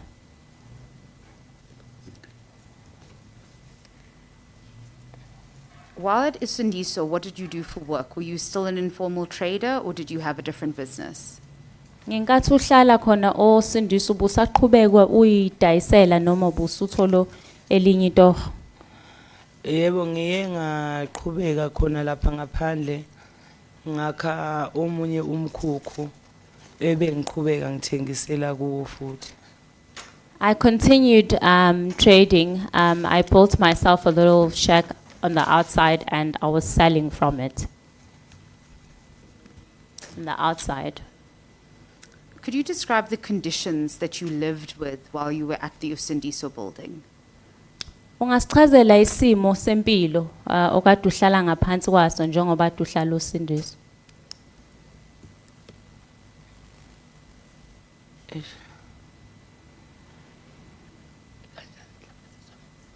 In what way, maybe? What were the electricity, water, the cleanliness of the building? Were you comfortable or uncomfortable? Ugesi, amanzi, bekuhlaleka, bekuyindawo lapho khona okuhlaleka khona yini? Yebo, Usindiso bekuhlaleka, ugesi ubukhona, amanzi abekhona, nama-toilet futhi abekhona nje ngokunjalo bekuhlaleka. It was a habitable building. There was electricity, there was water. It was habitable. Thank you. In your statement, you describe how people accessed electricity in the building. Could you tell the Commission more about how everyone around you accessed electricity and water in the building? Estatementeni sakho ukhulumile ngokuthi benuthola kanjani ugesi. Ungayichazela mhlawumbe iCommission ukuthi benuthola kanjani ugesi ebuilding? Ugesi ebuilding ubukhona kodwa futhi ubuzinyokanyoka ngoba angazi ukuchaza ngithini. Ubukhona wona kodwa futhi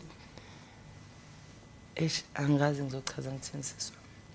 I don't really know how I can explain this. There was electricity, but it was izinyoka operations. It was illegal connections. Thank you so much. Ms Noobo, did you have experiences with crime while you lived at the Usindiso building? Uke waba negameko lapho mhlambe khona kukhona ubugebengu njengoba ubuhlala Usindiso?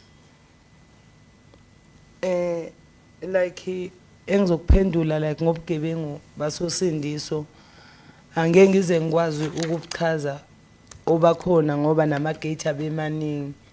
Kwesinye isikhathi ubunokuthola umuntu wangaphandle wenza into yakhe le balekela khona laphana.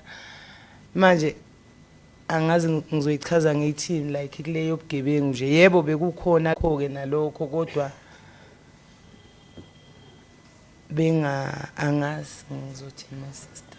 I don't really know how to explain it, but there was a crime because sometimes you'd find people who don't even live there running through the building. There were different gates in there. There was crime. I don't really know how to explain it, but there was crime.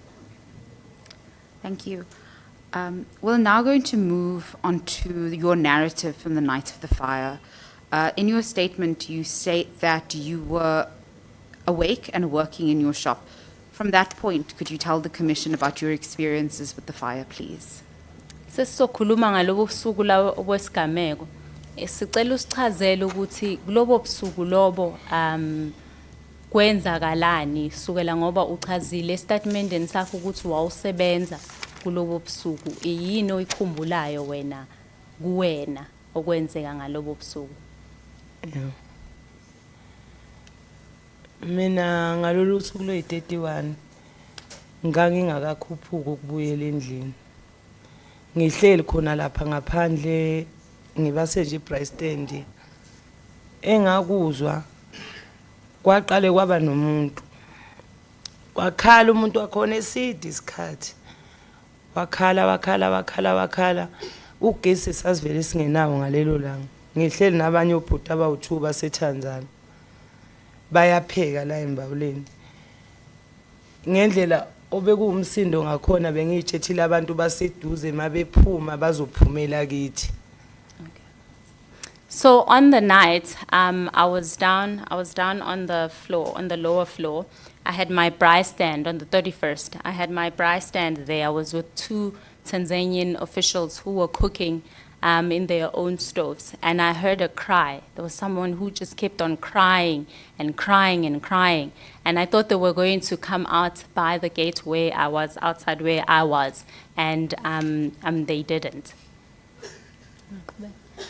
Ngithe ngisezwa lo umuntu okhalayo sithathe no bhuti laba ngithi asishiftiseni lezi izinto la abantu mabephuma bazoswisa sichiftise eqedeni kwethu kuyichiftisa sisamile nje kwasekumemeza umuntu wathi kuyasha ngagijima mina same time vele mayithi kuyasha ngashiyo squeeze ngithi ngiendlini oba nginabantwana endlini angibange ngisakhona ukuthi ngifike.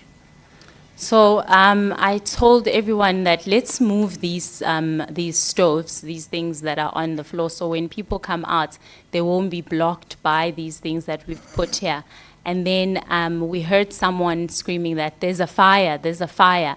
And then I tried going up because I have children upstairs, and then I wasn't able to reach where I was going upstairs. Mangithi ngiyagijima ngiya upstairs mangithi ngiyongena kune entrance ku-Delvas. Vele mangithi ngiyenyuka angisakhona ukwenyuka. Sekunabantu abaphethe impede, izikhwama ezinkulu, like abanye bahamba phekwa abanye vela kwenyukeki. Ngijike ngiround ngithi ngibuyela ngale ngasemaXhoseni. Mangifika nakhona kwenzeka same. Ngibuye mangithi ngiyabuya ngapha ngibuye sekunesichishamlilo. Ngicela lo bhuti. Miss Interpreter, allow her to give evidence in short spans so that you may be able to interpret fully what she is saying. Yes, Chairperson. So basically, I went through the entrance, Delvas entrance, and as I was going through as I was trying to come up Delvas at the steps, there were so many people. Others were carrying beds, others were carrying a lot of things. Others were on top of each other, and I wasn't able to go up. And then I went on to the other entrance where I had started, and there was a fire extinguisher. Mangithi ngiyafika ngicela lo bhuti wesicishamlilo. Hawu bhuti ngicela ungisiza. Abantwana bami baphakathi. And I spoke to the fire extinguisher man that, please help me, my children are inside. Ubhuti mayithi uhamba nami uyozama ngiyomkhombisa la azongena khona. Mayithi uzongena nje bamlande bemtshela ukuthi umlilo na uphumela kwelinye iflat aji ubhuti angishiye. He came with me, and as we were going up, someone told him that the fire is coming out of the other window, and he turned back and he went with those people who told him that the fire was coming out of the other place. Ngabuya ke ngalokhu ngirounda ke ngibacinga angibatholi. And I kept on going around and round looking for my children, and I couldn't find them. Ilapho obhuti laba besicishamlilo bebethi akusangeni umuntu. That's when the fire extinguishers told me that no one was now allowed to go in. Ngithi ngisamile beqhamuke omunye uyena untombazane futhi semunqobile angimemezi. Nanga umntwana oyedwa emotweni sebemtholile. Ngijike ngifike ambulanceni. Nanga umntwana ngiyamthola. Ngibuza ukuthi omunye uphike. And then Ngobile came to me, and she told me that the one child is in the car. And when I got to In the ambulance. In the ambulance. When I got to the ambulance, she basically told me, I asked, so where is the other child? Ngithi ngimshiye lo kwi-ambulance ngoba ngifuna ukuyogcinga laba abanye. Mangithi ngisathi ngisamile ku-ambulance nangu baba wabeqhamuka. And I left them to go and look for the other child. And as I was leaving, their father was coming. Mayeqhamuka naye uqhamuka ushile uba nje uyubhuti lo isicishamlilo. Mayeqhamuka ngembuza ukuthi iphi ingane. Athi bathe ingane ngiyishiye. When he came, he was also burnt. And I asked him, where is the other child? And he said, they said I must leave the child. Ngithi mangithi ngisathi ngiyahlala kuqhamuka ubhuti wami angimazi ukuthi wayelande ubani khona le. Athi mayiqhamuka angibuza ukuthi yini. And then my brother came along whilst I was there and asked me what was the problem. I don't know where he was coming from. And then he asked me what was the problem. Ngimtshele ke mina kuyasha. Kodwa ubandile usele phezulu. I told him that there's a fire and that Bandile is still upstairs. Athi uyangena bemjikise athi uyarounda bemjikise abuye azongena ngaleli gate eliku-Albert. So he tried to go up, they turned him away, and he tried again, they turned him away, and then he tried to go in the gate on Albert's side. Wabuya wangena wathi mayengena wakhona ukukhuphuka. Wathi mayekhuphuka wabuya naye umntwana wathi mayebuya naye ngathi gijima uye naye ambulensini. And then he managed to go in and he came back with the child. And when he came back with the child, I told him, quickly rush to the ambulance, please. Afike ambulensini bemthathe bemxhume ngazo zonke izinto lezi bayamphephetha abanye bamshaya isisu kube ngathi umuntu ophilayo nje. And when the child was in the ambulance, they connected all types of things and they were blowing the child. And it seems as if the child was going to be fine, was alive.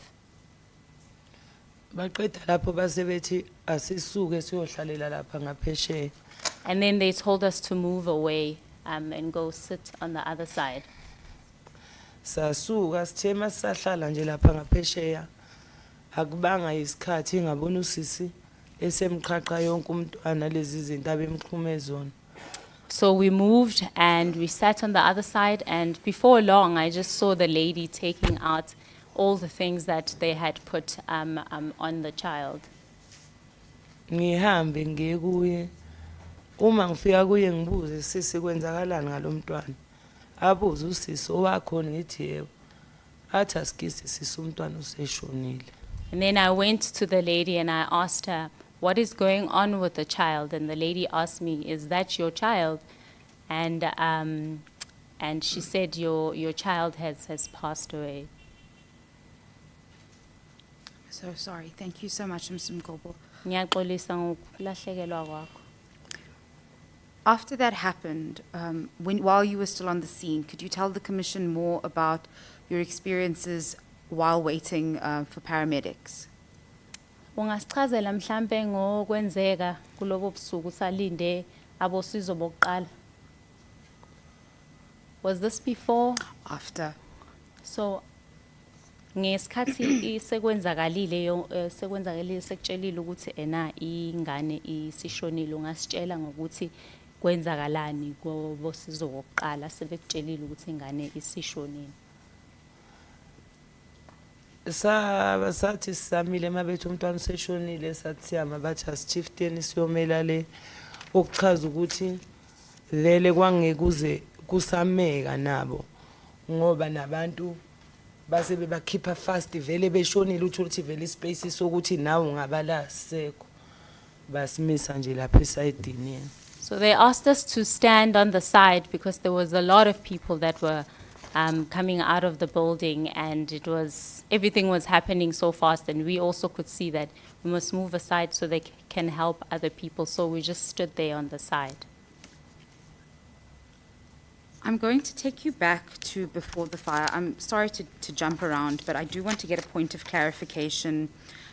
Before the fire, when you described a man screaming, could you tell the Commission more about that, please? Ngiyaxolisa ukugxumagxumethisa kodwa ngicela siphindele ngaphambi kokuba kwenzeke isigameko nakho indoda ikhala uzwakala indoda ikhala sicela usichazele kabanzi ngalokho.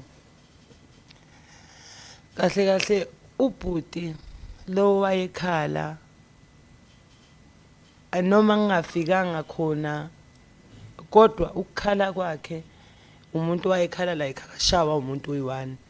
Oh, so the cry that I heard from that man, it wasn't like crying as if it was one person that was hit. There was more than one person hitting him. It was a cry of a person who was being hit by more than one. Kahle ukukhala kwakhe wakhala vele noma ngabe angisayinothisa indaba yakhona ngoba ekuthuleni kwakhe kwabe se. Thank you so much. Ngiyabonga. Yeah. Enzeka ngesikhathi esincane nje. It was way different because everything just happened so fast. It was very different. Ngoba necishamlilo ngeke ngisho ukuthi zathatha isikhathi icishamlilo azisithatha ngesikhathi umlilo wawumkhulu kakhulu enophuma wonke amasayidi ngapha nangapha. And even the fire extinguishers, they didn't take long, but the fire was just coming out of all exits. There was a lot of fire. It was a big fire. In your statement, you make a comment that you say people are saying that the fire was started by a candle, but that your view was different. Why was that? Statementeni sakho uthi abantu bathi ena umlilo waqalwa ikhandlela kodwa wena uthi ubona ukuthi ikhandlela laqala lo mlilo yindaba usho njalo. Ikhandlela into yenza ukuthi ngisho kanjalo ngangalele mina sisi ngangibhekile yonke into ngangiyibuka ukube kwakuyikhandlela ngangiyofike ngithathe ngisho yonke into endlini ngiphume nayo. I say that because if it was a candle, I was awake. I saw everything that was basically happening because I was awake. If it was a candle, it was a fire candle, I would have been able to go in and take everything in the house and be able to come out. Ngoba ukwenyuka kwami ngiya kule entrance yokuqala eku Delvas ukubuya kwami ngiza ngapha ngaku Albert ngibuye amawindi vela besiqhume second floor nje. When I went to the entrance Delvas and then came back, the windows were already exploding. Nakhona labo futhi ayikuthi aqhunyiswa la ukuthi sekuphuma umlilo cha intuthu nje sekumnyama cha sibhilidi lonke kusabonakala ngekuvele nogesi ubungekho. It was just dark, it was pitch black, there was just smoke everywhere. Thank you so much, Mr. Mkobo. Madam Chair, I have no further questions. Thank you, Mr. Brian. Utsuyabonga. Advocate Muloto.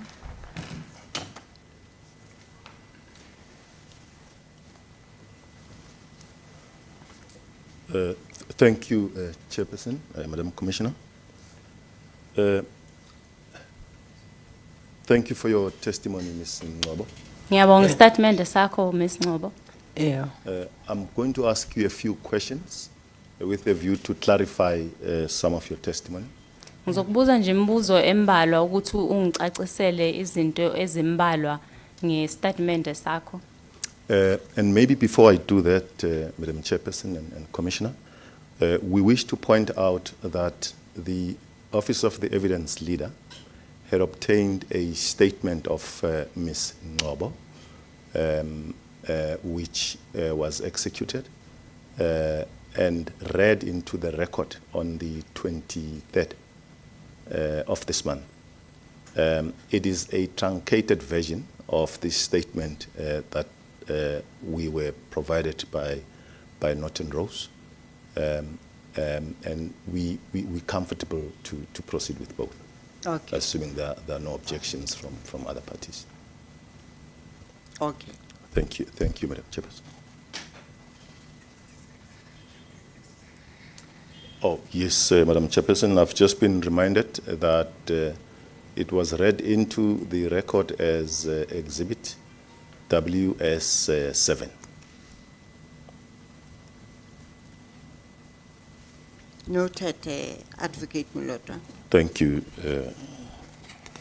Madam Chairperson. Ms Noobo, can I refer you back to your statement at paragraph 32?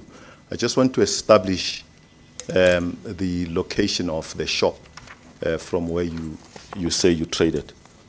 Mangcobo ngicela ukuthi sikhulume nganasi istatement sakho ekhasini u32 khona ezinye izinto engifuna ungichazelele zona mayelana nokuthi ishop yakho ikuphi nendawo.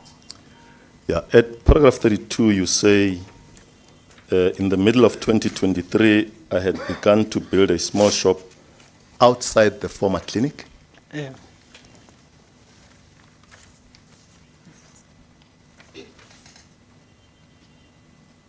Paragraph 32 uthi ngaphakathi ka 2023 wawusu ubuyikhandele isitolo sakho ngaphandle kwe lapho kwakuyi clinic khona. Yeah. Yes. Thank you. And then at paragraph 42, you say you were working in your shop on the ground floor of the building. Mase uthi ekhasini u42 ubusebenza esitolo sakho kwi ground floor yebuilding. Ngabe kuyiqiniso lokho ukuthi ubusebenza? Yes, the shop is on the ground floor. Okay, so can we accept that the description at 32 is a different version of the same shop that you referred to at paragraph 42? So It's the same. singachaziseke ukuthi u42 uthi ena i-ground floor yebuilding. Mase kuthi u32 uthi outside the former clinic. Singavumelana ukuthi indawo eyodwa le? Like bengwakhe kune entrance ase clinic. There's an entrance to the clinic. Bese kuba nendawo eyubonda mina ngase ngifaka umkhukhu ngale ngaphakathi kobonda. And then there's a wall, and then I put my my shack against the wall. Okay, so basically it's just one shop. It's the same shop. Yeah. Yes, it's the same shop. Okay, thank you. Ngiyabonga. Can we talk a bit about your room? Singakhuluma kancane mayelana nalapho kade uhlala khona ikamero lakho. Ekamereni lami bekhaleka khona In my room, it was livable ngoba futhi bengiyibona le bengikuye bengiyibona ngazuthi inkulu kunale yase 3. because it looked bigger than the one on the third floor. Yeah. Let me ask the question pertinently. You testified that you lived in a staircase. Yeah. Ukhulumile wathi uke wahlala ezitebhisini. Kunjalo? Yeah. Yeah. Can you Yes. clarify for us the staircases? Which floors did they connect? Ungasichazela kancane ukuthi lezi zitebhiso kade uhlala kuzo bezihlanganise maphi ama floor amazinga e building. Behlanganisa 2 ne 3. It was 2 and 3. It was connecting 2 and 3. Yeah. Were there doors at any Bekunemnyango. point? Bekunemnyango ne burglar gate. There was a door and a burglar gate. Yeah. At the lower level, where was the door? Where would the door be positioned? We lower level ezantsi umnyango wona ubukuphi nendawo. Ubukhona khona le uqala khona ukungena phansi. It was there where you enter when you enter from the bottom. And where would the second door be? In the middle of the staircase or at the next floor level? Umnyango wesibili wona ubukuphi ke ubuphakathi nendawo noma ube kwi floor elandelayo. Ubukhona wase ground, ubukhona wase 1, ubukhona wase 2, ubukhona yase 3 kodwa manje bivalwe yonke. Okay, there was Bese one. kuba uvula lo usebenzisayo. There was one on the ground. There was one on 1. There was one on 2. There was one on 3. So So- there were doors. Yeah, I'm trying to establish the doors that bordered your room, as it were. You Kahle said- kahle ngizama ukwazi ukuthi leminyango yona ebiyenza iroom yakho bekuyimiphi. you- Umnyango obuwenza iroom lami owase 2 ngoba e3 bekukhona uhlalayo futhi. The door was at 2 because at 3 there was someone who was also living there. Nase 1 futhi kukhona omunye ohlalayo. Uchaza ukuthi mina ngivale ngalendlela ukuthi lo wangale 1 nje la ke makaphuma iphumele 1 mina ngiphume 2. It was such a way that the one that was living on the first floor, because there was also another person living on the first floor, they couldn't come through to me. So they would just exit on their own. And I was basically bordering between 1 and 2. Ne? Mina ngihlale 2. Yes, and I was living on 2. Yeah. So normally there would be 2 flights of stairs that connect 2 floors. What I'm trying to understand is whether you occupied the 1 flight or both flights of stairs leading from 1 floor to the other. Ngenjwayelo ke kujwayele ukuthi kube khona izitebhisi eziwu2 ezenza inakuza ezenza ifloor. Wena ngifuna ukwazi ukuthi wena ubunaziphi izitebhisi wena. Ubunazo zombili noma ubunesisodwa. Bengineziwu2. I had 2. Okay. Can you explain to the commission how your living arrangements were, like where your bed was positioned? Ungasichazela mhlawumbe ukuthi ubuphila kanjani? Bengiphila kahle nje khona emastephisini. I lived fine on the Ms. steps. Interpreter, where was her bed positioned? Umbhede wakho buku. Like my sister name. Ama steps angithi uyawabona. Uma ukhuphuka ngama steps angithi kunendawo yokujika. La ojika khona ispace sethu besisikhulu. Bekunombhede lapho. Uma ngehla kulesi silapha phansi ikhishi. So on the corner of the steps, it's a bit bigger. So on the corner, I would have my bed there. And then the other part, that would be my kitchen, where there was also another corner, that would be my kitchen. Thank you. So you'd have the landing in the middle of the 2 staircases and 1 at the bottom where you guys would sleep.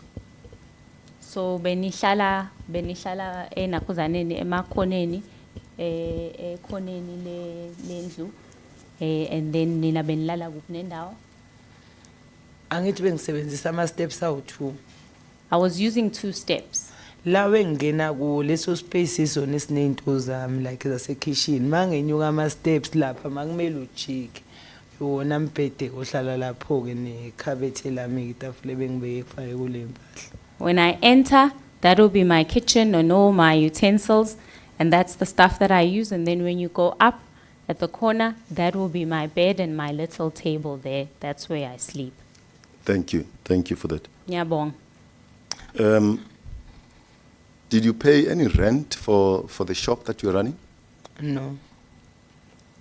Uyikhokha rent lapha kade uhlala inakuza isitolo sakho lesikade usisebenzisa? No. No. Okay. You testified earlier that at a point you had a man screaming. Would you have a recollection of the time when you heard those screams for the first time? Ukhiphe ufakazi wathi khona uzwe indoda imemeza. Mhlawumbe ungasho yini ukuthi bekungobani izikhathi ngesikhathi uzwe le ndoda imemeza?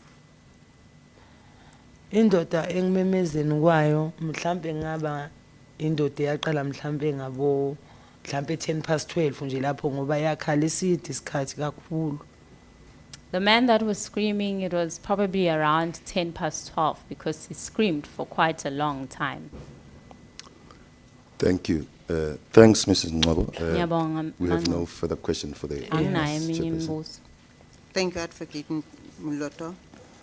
Mr. Mnyandu, do you have any questions of clarifications? Thank you, Madam Chair. We have no questions for the witness. Thank you. Ms. Zondo, do you have any questions of clarification?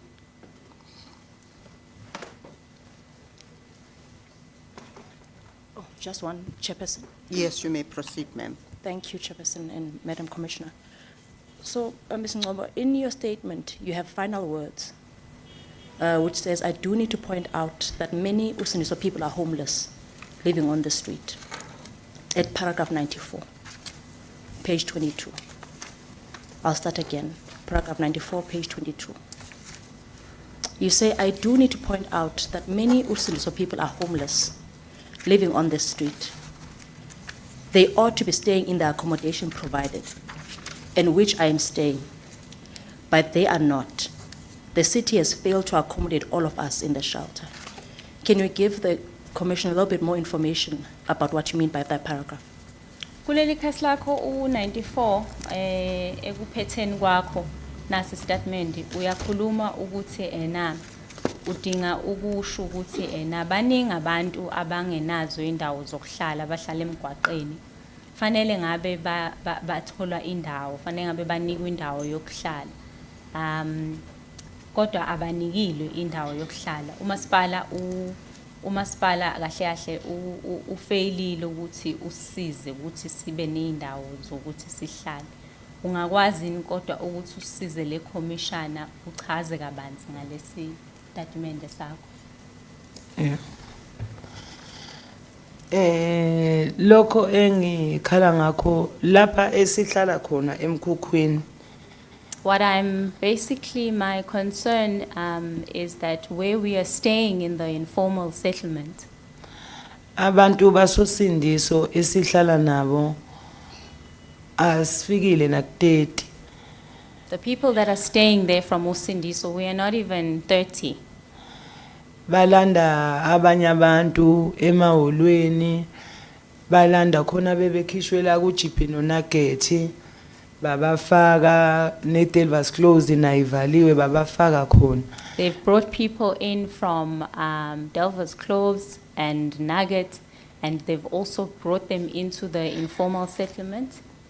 Mabefika laba ebesikade sihlala nabo usindiso. Umbono umuntu ukuthi cha kana ndawo ngempela azacela ukuthi okungcono ngilaliseni. And you Ngoba can, ngazi ngizoshonaphi. and you can see even the people that we were staying with at Usindiso, they come and they ask for accommodation to say, please help me, I need a place to sleep. And you can see that this person doesn't have any other options. They don't have a place to sleep.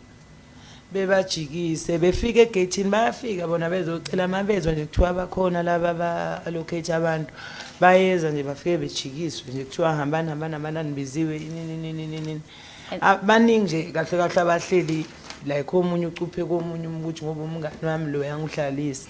And there's a lot of people, they come to the informal settlements at the gate when they hear that there are those people who are allocating places to stay, and they just turn them away, and they tell them to go away. And there's a lot of people where I'm staying where you know that they've just been helped, like to come and stay, you can come and stay with me, because they don't have accommodation.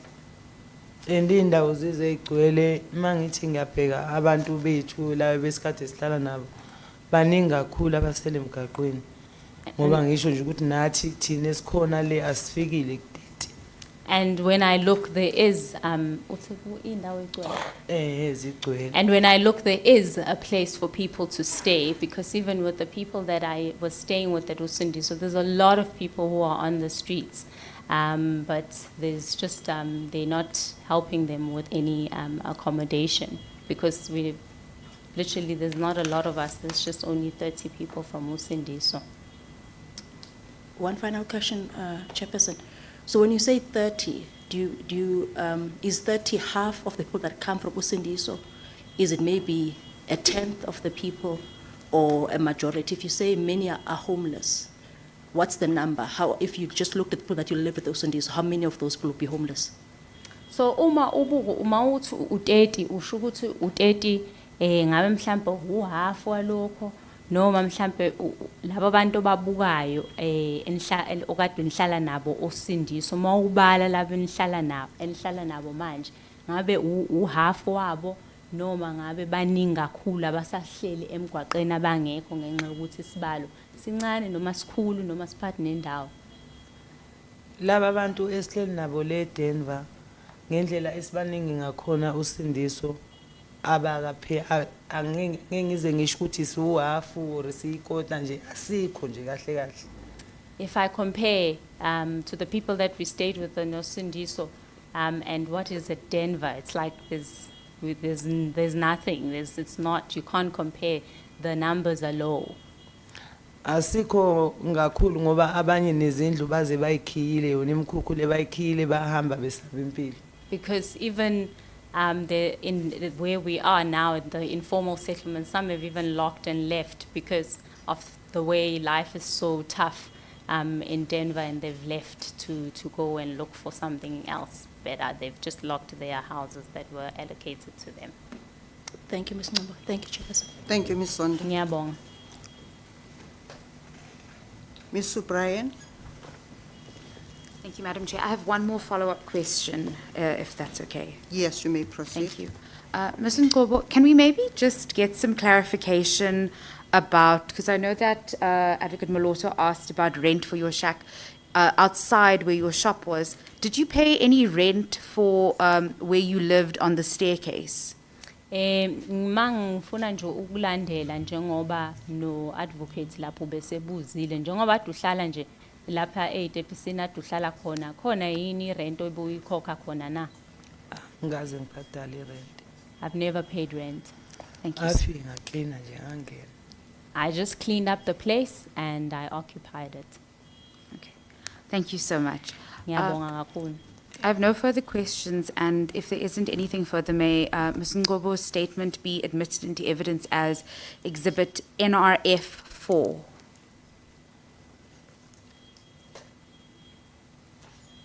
The statement of Ms. Ngobo is Exhibit NRF 4, which is admitted into evidence. Thank you, Madam Chair. May it be a convenient stage to take the lunch adjournment, Chairperson, Yes. Madam Chair. Ms. Ngobo, thank you very much for having come to give evidence before this commission. Ngiyabonga kakhulu mangcobo ngokuthi uze uzokhuluma phambi kwale commission. The commission offer its condolences for the loss of your child, Bandile. I-commission ithalwehlanga lungehlanga ngokulahlekelwa kwakho kwaBandile. May you be comforted in your loss, ma'am. You may step down as a witness. Duduzeka ekulahlekeni kwakho sisu ungehla ekubeni ufakazi. Thank you.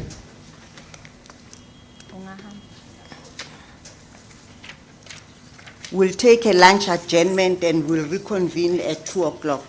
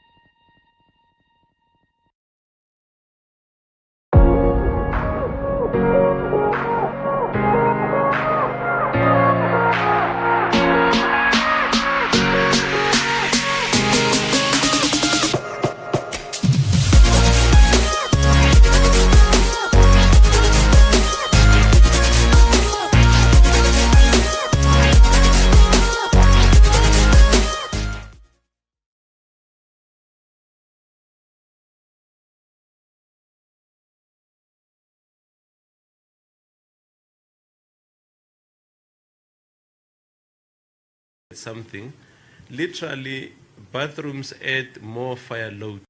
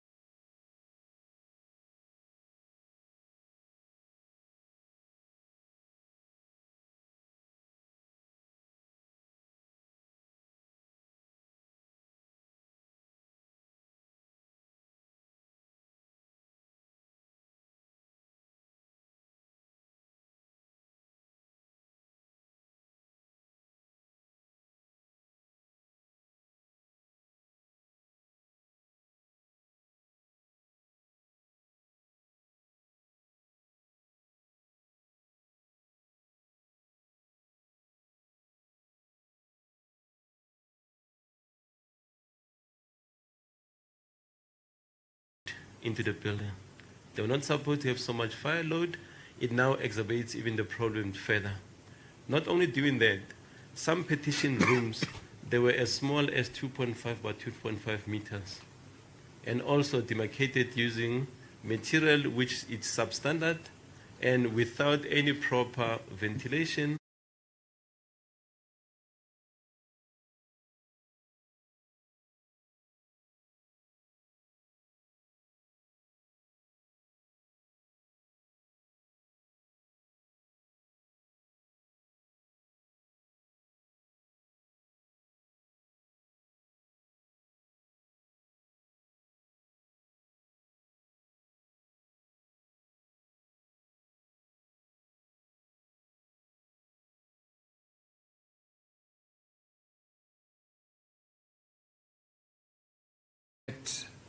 Are a hazard in that type of environment. Absolutely, Commissioner, yes.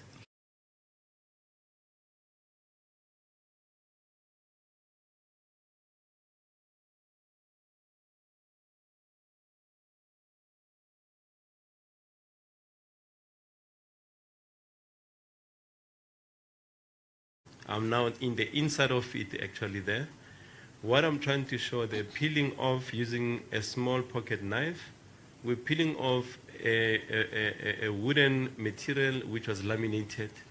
This is a common cause in this building that was used to partition that building itself. You can see how the workmanship is in this building. When you look at the top of that door of this room, you could see the maroon color that depicts this was an emergency route which was blocked off. And those nails we see there? The nails that we see in there, Commissioner, it's another proof of saying it was actually nailed into a support structure at the back, which was also a wooden piece actually in construction.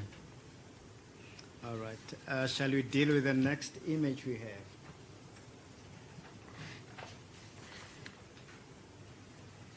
Commissioner, in this picture here, the building, when it complied, it's supposed to have fire extinguishers.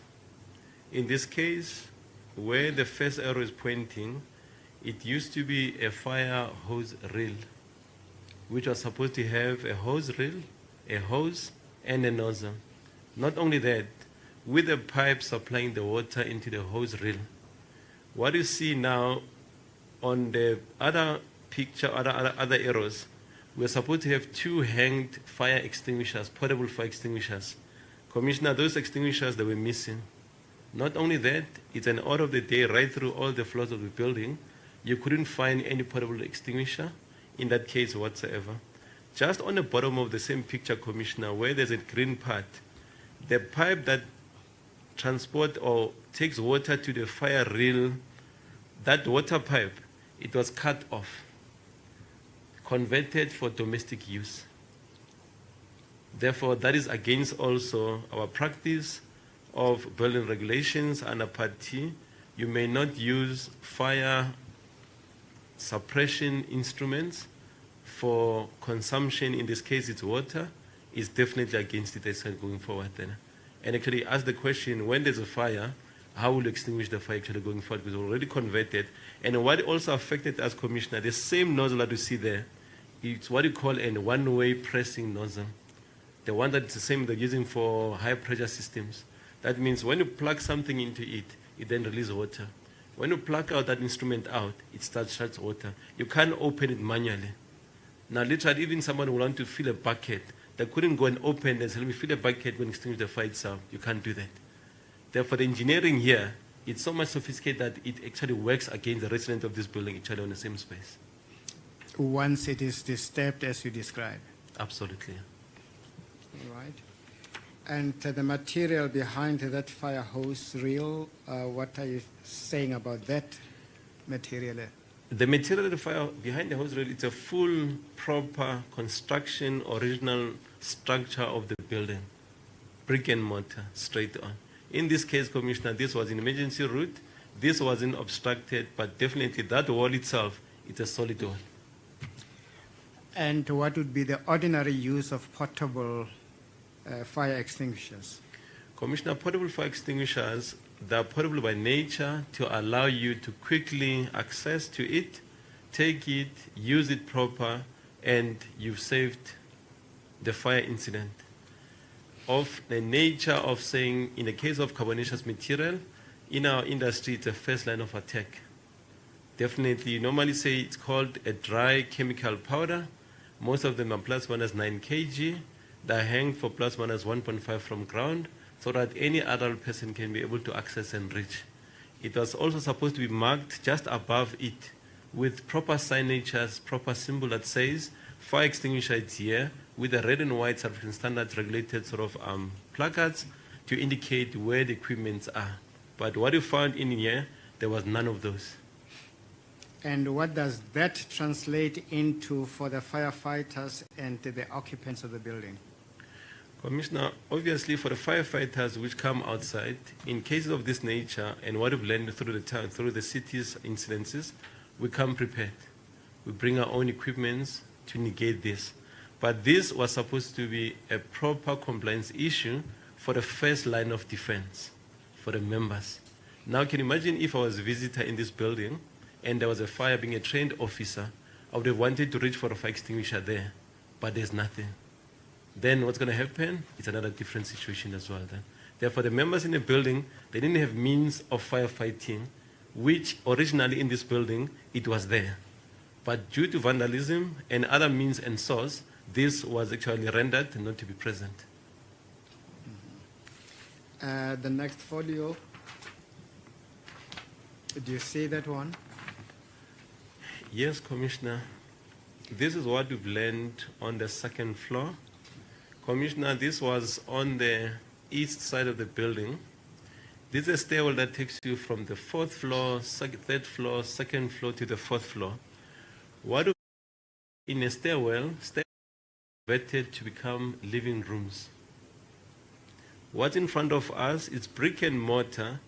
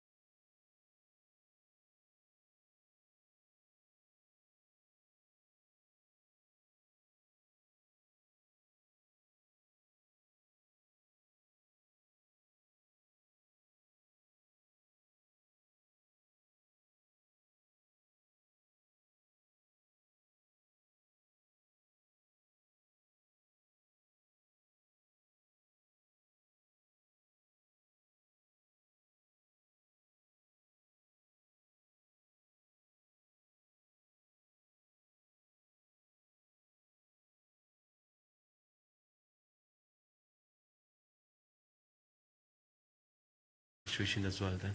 Therefore, the members in the building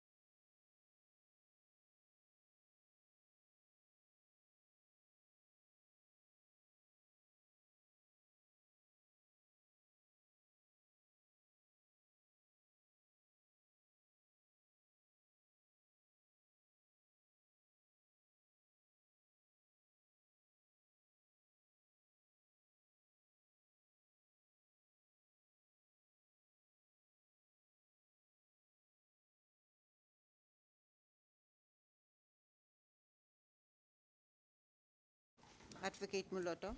Thank you, Madam Chairperson, Commissioner Mabena. Prior to the adjournment for lunch, we had evidence led by Ms Noobo. in which she was at pains to describe the circumstances, the description of her room. Her evidence is in fact consistent with evidence that is already on record that was furnished by a Mr. Monacheng. I speak with the permission of my colleagues to request the commissioners to permit us to play what will be a 2-minute clip that talks to the manner in which the room in the staircase was partitioned and seeks to put proper context of the evidence that Ms Noobo was furnishing to the Commission. Yes. You seek this permission to enable this commission to be on the same page with her evidence. Indeed, Chairperson. The evidence is consistent with what's on record. Yes. With your permission, if I may request the video to be flighted. Let me just find out from your colleagues. Ms. O'Brien? Madam Chair, we have discussed it and I have no objection to the playing of such a clip. Thank you. Mr. Mnyandu? Madam Chair, we confirm that we've been consulted and we agree with the application. Thank you. Ms. Zondo is not here. Okay. Thank you, Mr. Mloto. You may proceed. Thank you, Madam Chairperson.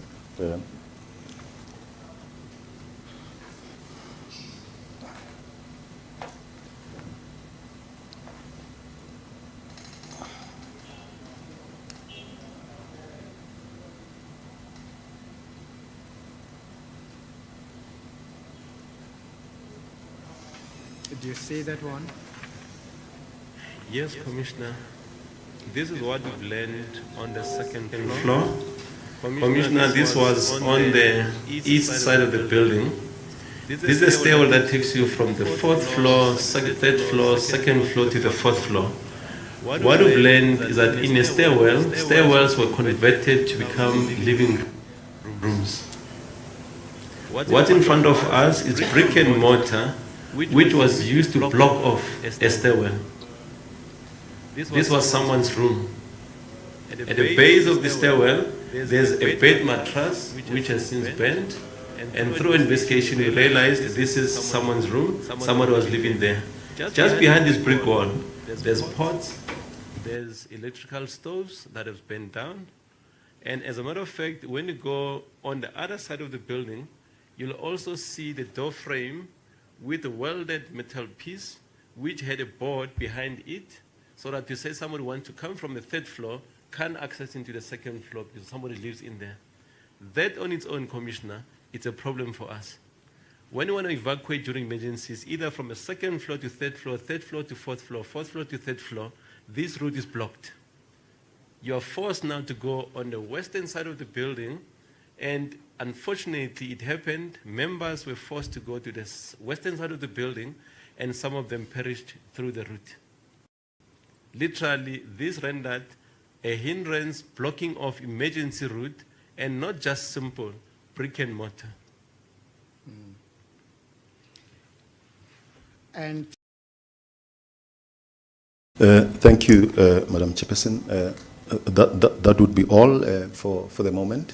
I will hand over to Ms. O'Brien to proceed. Thank you, Advocate Moloto. Ms. O'Brien? Thank you, Madam Chair.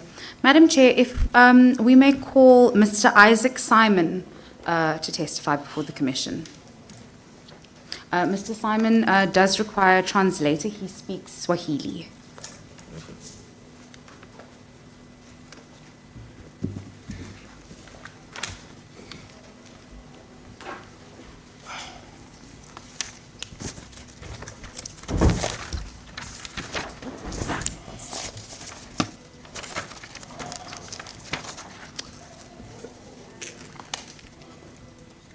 Advocate Moloto. Thank you, Madam Chairperson. Mr. Simon, do you have any objection to taking an oath? Bwana Simon, utaapishwa? Yes. No objection. No objection. Okay, thank you. Do you then swear that the evidence that you are about to give is the truth and nothing but the truth? If so, please raise your right hand and say, so help me God. So help So- me God. Thank you. The witness has been sworn. Thank you, Advocate Moloto. Mr. Bryan? Thank you, Madam Chair. Good afternoon, Mr. Simon. I'm good. Mr. Simon, could you tell the Commission where you're from? Bwana Simon, unaweza ambia commission wewe umetoka wapi? Mimi natokea Tanzania. I'm from Tanzania. Thank you, Mr. Simon. Mr. Simon, when and how did you come to live at the Usindiso building? Bwana Simon, ulifika Usindiso lini na ulifika aje? Nilifika Usindiso 2021 April. April 2021. Na ulifika aje? Nilifika, nakumbuka ni baada ya corona time, after corona. I got there after corona time. Did you live with anyone when you moved to the Usindiso building? Uliishi na iko watu wengine ulikuwa unaishi nao? Yani nilikuwa naishi na ndugu yangu na mtoto wangu. I was living with my Nilikuwa naishi na ndugu yangu na mtoto wangu wa kiume. I was living with my brother and my son. Could you tell the Commission what floor you lived on? Ulikuwa unaishi gorofa namba ngapi? Nilikuwa naishi ground floor. I was living on the ground floor. Thank you. Did you live in a constructed shack or was it in a brick and mortar room? Ulikuwa unaishi kwenye nyumba ya mawe ama ilikuwa nyumba gani? Ilikuwa ni nyumba ya mbao na ceiling board. I was living in a house constructed with boards. Did you pay rent to anyone, Mr. Simon? Ulikuwa unalipa kodi? Ndio, nilikuwa nalipa kodi 1,500 rand. Yes, I was paying rent 1,500. Thank you. Could you tell the Commission the conditions you were living in? And by that I mean water, electricity, access to cooking materials, and any details like that. Unaweza ambia commissioner ulikuwa unaishi aje, kulikuwa na maji, stima, unaweza sema ulikuwa unaishi aje? Ilikuwa na maji, umeme, vyote vilikuwepo. There was electricity, water, everything was there. Mr. Simon, you say in your statement at paragraph 6, this is on page 24 of the bundle, I used to sell food, so I used to eat there and take food for my family. Could you tell the Commission more about where you used to sell food? Kwenye ushuhuda wako, ulisema ulikuwa unauza chakula. Unaweza sema ulikuwa unauzia chakula wapi? Nilikuwa nauza chakula, tulikuwa na tumepanga, ukiacha chumba changu cha kulala, nilikuwa na chumba chingine cha biashara ambacho nilikuwa na share na rafiki yangu mmoja, ila yeye pati yake ni ya nje ya kitchen yangu iko ndani. Ilikuwa room moja, sema tumeikata. Wacha nitafsiri. I was selling food just outside my room. I used to live with a friend close to where my friend lived, and he was on one side and I was selling on the other side. Thank you, Mr. Simon. Mr. Simon, on the night of the fire, your statement says that you were awake, but before that, could you tell this Commission what you were doing immediately before the events of the fire? Immediately before? Before the events of the fire. Okay. Usiku huo wa sele kulikuwa na moto. Yeah. Unaweza sema ulikuwa unafanya nini kabla ya huo moto? Always nakuwa napika day and night. Kwa nakuta muda ule wa moto unawaka, mimi nilikuwa bado niko kitchen kwangu napika, kuna customer na hudumia. Okay. I used to cook day and night, so before the fire I was cooking for my customers.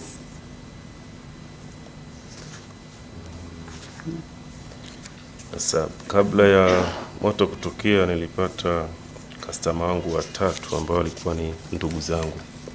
Wao walikuwa wakiishi nyumba ile pale before, sema walimove kwenda sehemu nyingine. Ila kwa usiku ule wa moto kwa time ile pale ni past 12 mazani. Okay. Walikuja. Wacha ni tafsiri. Okay, before the fire, I had 3 brothers who came to my business, and I was cooking for them. So, Ya baada ya kuja pale wao wakaniambia walikuwa wamekamatwa, kwa hiyo hawakwenda kazini. Kwa hiyo wamechelewa kwenda nyumbani kwao, na nyumbani kwao siku ile nyumba ilikuwa imefungwa kutokana ni mwisho wa mwezi, hawajamaliza kulipa kodi. okay, those brothers used to live there before, but they had been arrested. So they came late. It was around midnight, and they couldn't go to their home. Yeah. So that's why they were there after midnight. Baada ya hapo nikawauzia chakula, ilikuwa ni rice na chicken nakumbuka, katika time ile pale ya karibu moto kutokea. Okay. After that, I served them, they were my customers, I served them rice and chicken, and that was just before the fire. Baada ya kumaliza kula, wale vijana wakaniambia kwa vile chumba chao kimefungwa, hawajamaliza kulipa renti, wanaomba usiku ule pale walale au niwasaidie sehemu ya kulala. So his friends had not yet paid rent, so their room had been locked up. They requested him to give them a place to sleep. Baada ya pale nikawa naendelea nachomaga ruti usiku, nachoma ruti huku na dumia raisi. Kwa hiyo wakaniambia time imekwisha, tunaomba utuonyeshe sehemu ili tupumzike na wewe uendelee na kazi zako. Okay. I was making rotis and rice, and his friends said they could see the time is going, and it was late for him. So they wanted him to show where could they sleep that night. Yeah. Baada hapo nikawaambia kama wanaweza kanisubiri hata 1 hour ili tupige story, na mimi kwa vile kushaanza kuwa quiet naweza nikafunga tukaenda pamoja kulala. Okay. So they decided to stay for a little while so that they could speak with one another before he could close and he could show them where they could sleep. Baada hapo kaniambia, we brother, abidi uendelee na kazi zako ili utuonyeshe tu pa kulala, alafu urudi kwenye ofisi yako uendelee na kazi zako. So they insisted he should show them where they can sleep, and if he wants to, he can go back and continue with selling at his shop. Nikatoka pale kwenye kicheni yangu, nikazunguka kwenye rumu yangu sasa, sababu kitchen natoka kama mita kadhaa hivi kwenda kwenye rumu yangu. Kwa nikazunguka nikawachukua wale vijana watatu ili kwenda kuonyesha rumu yangu iko hapa ili walale na mimi nirudi kwenye kitchen yangu. Okay. So he stopped what he was doing. He took the 3 brothers to show them where to sleep, because his kitchen was just on the one side and his room was on the other side. So he took them where to sleep, to show them where to sleep. Baada hapo nilienda chumbani kwangu ambapo nakwambia naishi na brother yangu mmoja, nikafungua. Yeye alikuwa ameshalala lakini anakuwa na funguo yake na mimi nakuwa na funguo yangu.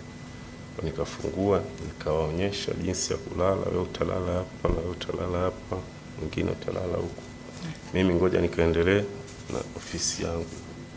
So he went to show them where to sleep. His brother was inside sleeping and he had his own key. He showed them exactly who should sleep where and organized them, and then he went back to his shop. Yeah. Muda ambao narudi kitchen kwangu sikutumia hata dakika 10 hazijafika. Na baada ya kurudi kitchen kwangu nimekuta customer wangu wengine 2 wanasubiri niwasaidie chakula. So after that he went back to his kitchen where he found 2 clients, and he decided to serve them. It was not even 10 minutes. Yeah, baada ya hapo sister,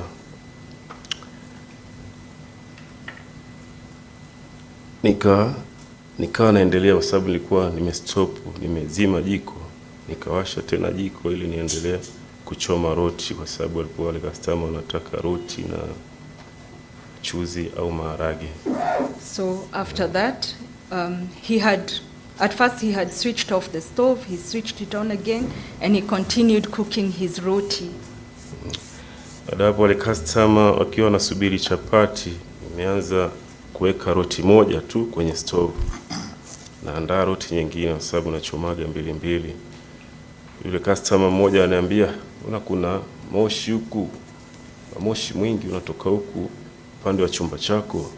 So the customers wanted roti, and that is what he was making. But they alerted him that there was a lot of smoke coming from his room side.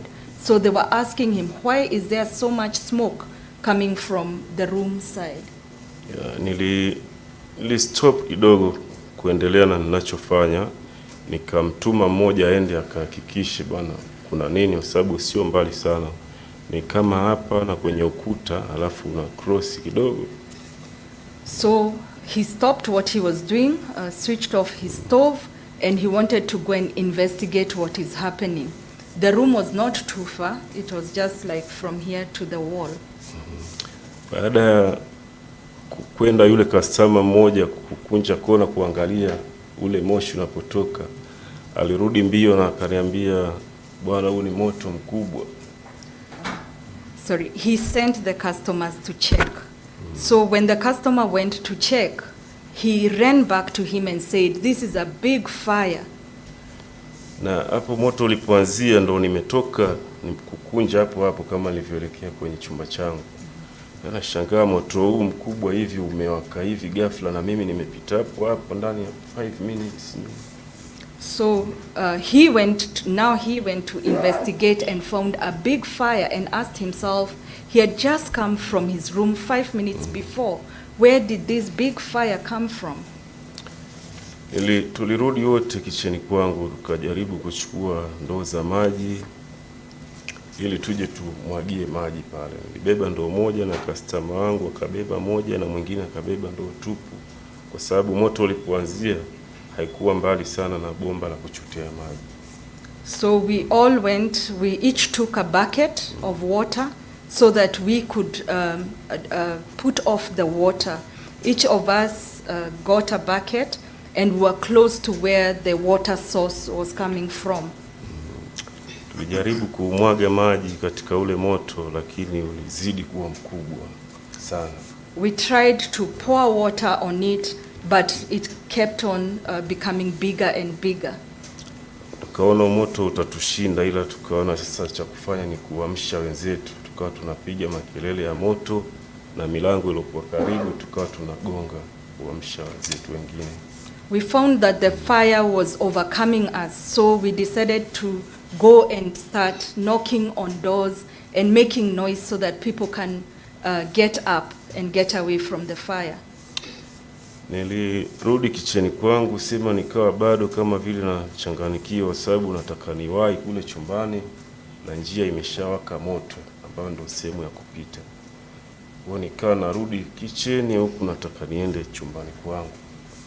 So he tried to go back to the kitchen, but the kitchen was now also on fire. He went back to the room, but the room was also on fire. So he had no way out. Nilichoona kikubwa ni kumchukua mtoto wangu, sababu nilikuwa analala hapo kwenye duka ambalo liko mbele yangu, na kitchen yangu ilipo. Nikaona nimtoe mtoto wangu kwanza, alafu nije ni save ambacho kitawezekana kusave. So he decided to go pick his child who was sleeping close to his shop and try and save him before saving any of his property. Baada ya kumtoa mtoto nikajaribu kuwaelewesha wale wenzangu kutoa vitu vya dukani na kitchen, ili mimi nizunguke nyuma ya mtaa wa pili ambao ni Melrose inakuwa, ambapo ndo kuna dirisha la chumba changu, nijaribu kugonga dirisha ili kuwashtua ndugu zangu.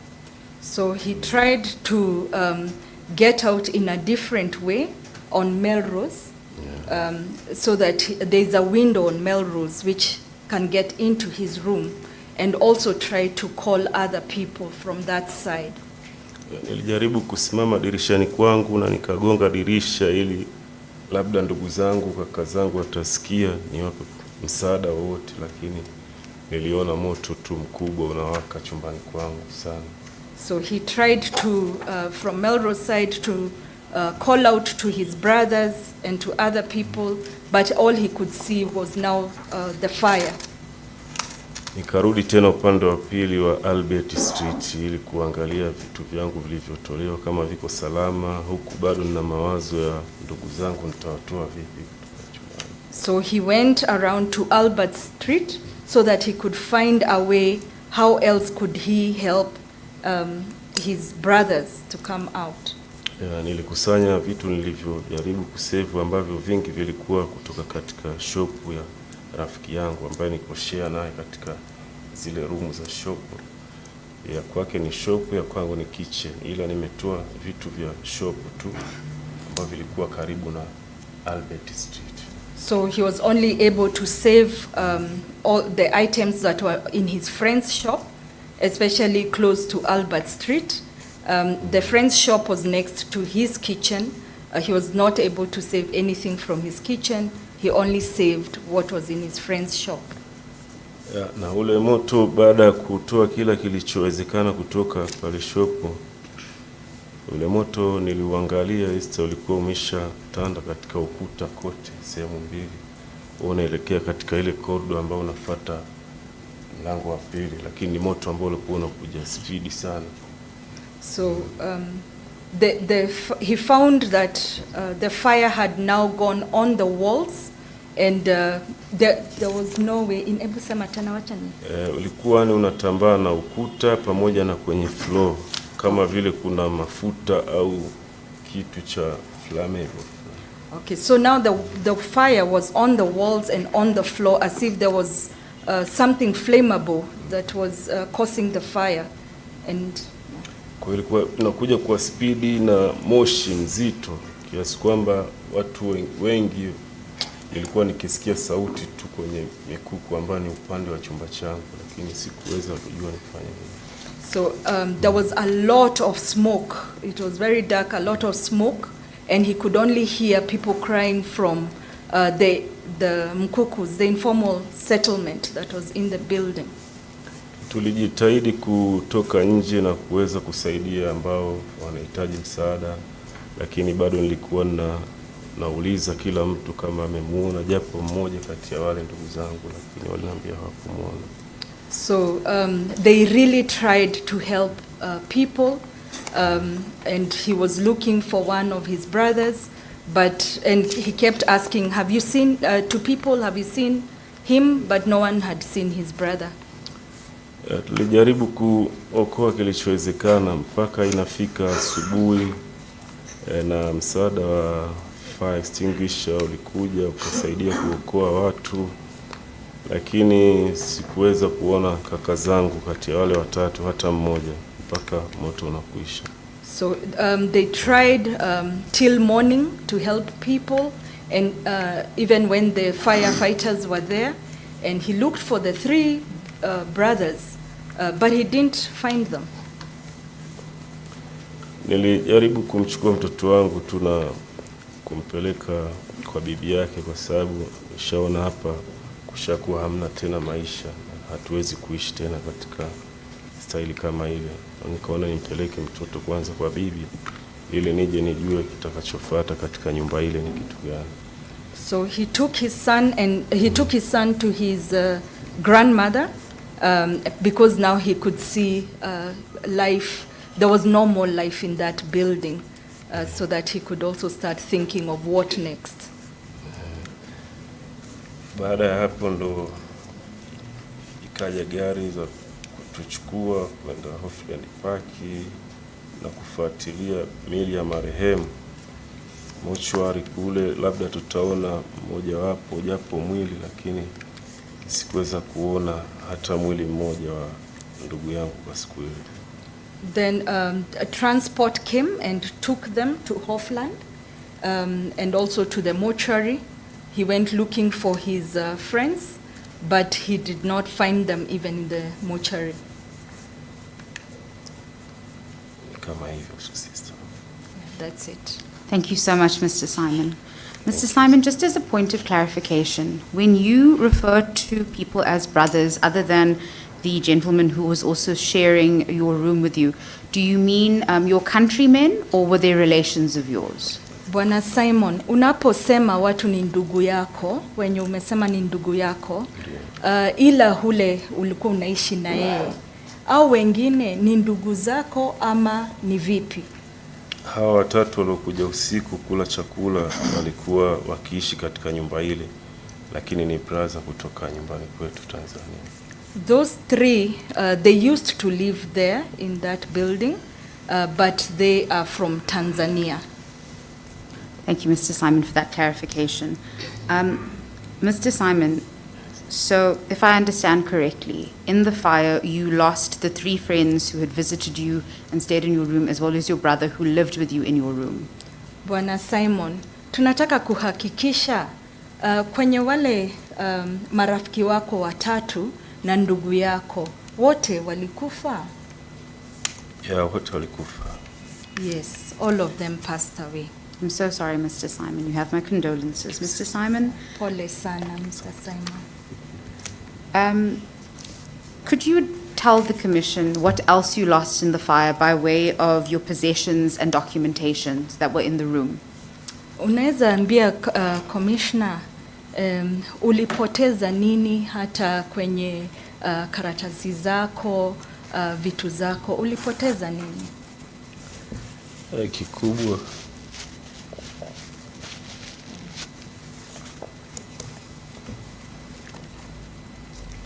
kupoteza vitu vingi. Kikubwa zaidi maumivu ni kwa ndugu zangu, kwa sababu najua vitu vingine vinapatikana. I lost a lot, but much more I lost my brothers, and that is the biggest thing that I lost. Other things I can find them. Mr. Simon, in your statement that you provided, and I'm going to refer to paragraphs 13 and 14. This is on page 25, Madam Chair. You talk about the friends you had who died in the fire, as well as the struggles you have daily. Could you speak a bit more about this so that the Commission can understand what you're going through as a result? Hapa kwenye karatasi nambari 13 unaongea kuhusu marafiki zako. Unaweza tuambia tena ama utuambie kuhusu marafiki zako na maisha yako inaendelea aje sasa? Na rafiki zangu tulijaribu kufuatilia DNA vipimo ili kama tunaweza kupata japo masalia tu ya mwili wake, lakini kuhusu DNA nyumbani walikataa wazazi kutuma. For my friends, we tried to get DNA to be able to identify who they were. But from back home, the parents refused to send any samples to do the DNA. Na kutoka hapo ulishaje?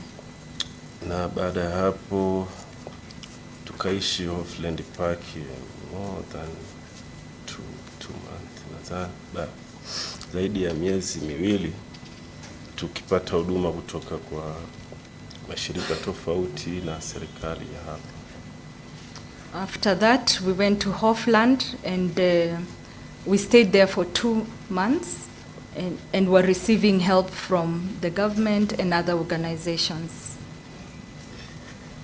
Niliweza kukaa pale, lakini vikwazo vikubwa vikawa kuna matatizo hapa na pale, kama unavyojua tukiwa watu wengi sehemu moja. We stayed there, but there were many challenges, and especially because there were many people there. Paka kuna siku tulikuja, nadhani walikuja JMPD kwa lengo kwamba tunatakiwa tutoke pale kwa sababu Red Cross wameshatupa kila mtu 2,200, kwa hiyo pale hatutakiwi tena, tutakiwa tuondoke. Later on, the JMPD came and they evicted us, especially because everyone had been given 2,000 rand from the Red Cross. Wengine waliondoka na kwenda wanapojua wao, lakini wengine tuliendelea kubaki pale kwa sababu tulijaribu kuuliza kama sisi hapa bado tunaambiwa tuendelee kukaa ili tufanyiwe mpango wa msaada wowote. Kama hii 2,000 inatutosha basi sawa, lakini tumeahidiwa kwamba tutapewa japo sehemu ya kuishi. Kama inawezekana kwa hii 2,000 tuondoke ni sawa. Tukajaribu kujitawanya, lakini hapakuwa na amani tena ya kuishi pale. So some people were able to go to different places, but for himself and others, they did not have a place to go. Even though they were given 2,000 rand, they wondered should they stay or go, but they decided it's fine if they were to be evicted, they accepted that their fate. Yeah, kikubwa ni kwamba kilichokuwa kinatupa wasiwasi kurudi mitaani kwamba hatukuwa na karatasi yoyote ya kuweza kuonyesha kwamba unafaa kuishi. So going to moving to different townships was going to be difficult because they did not have any identity papers with them.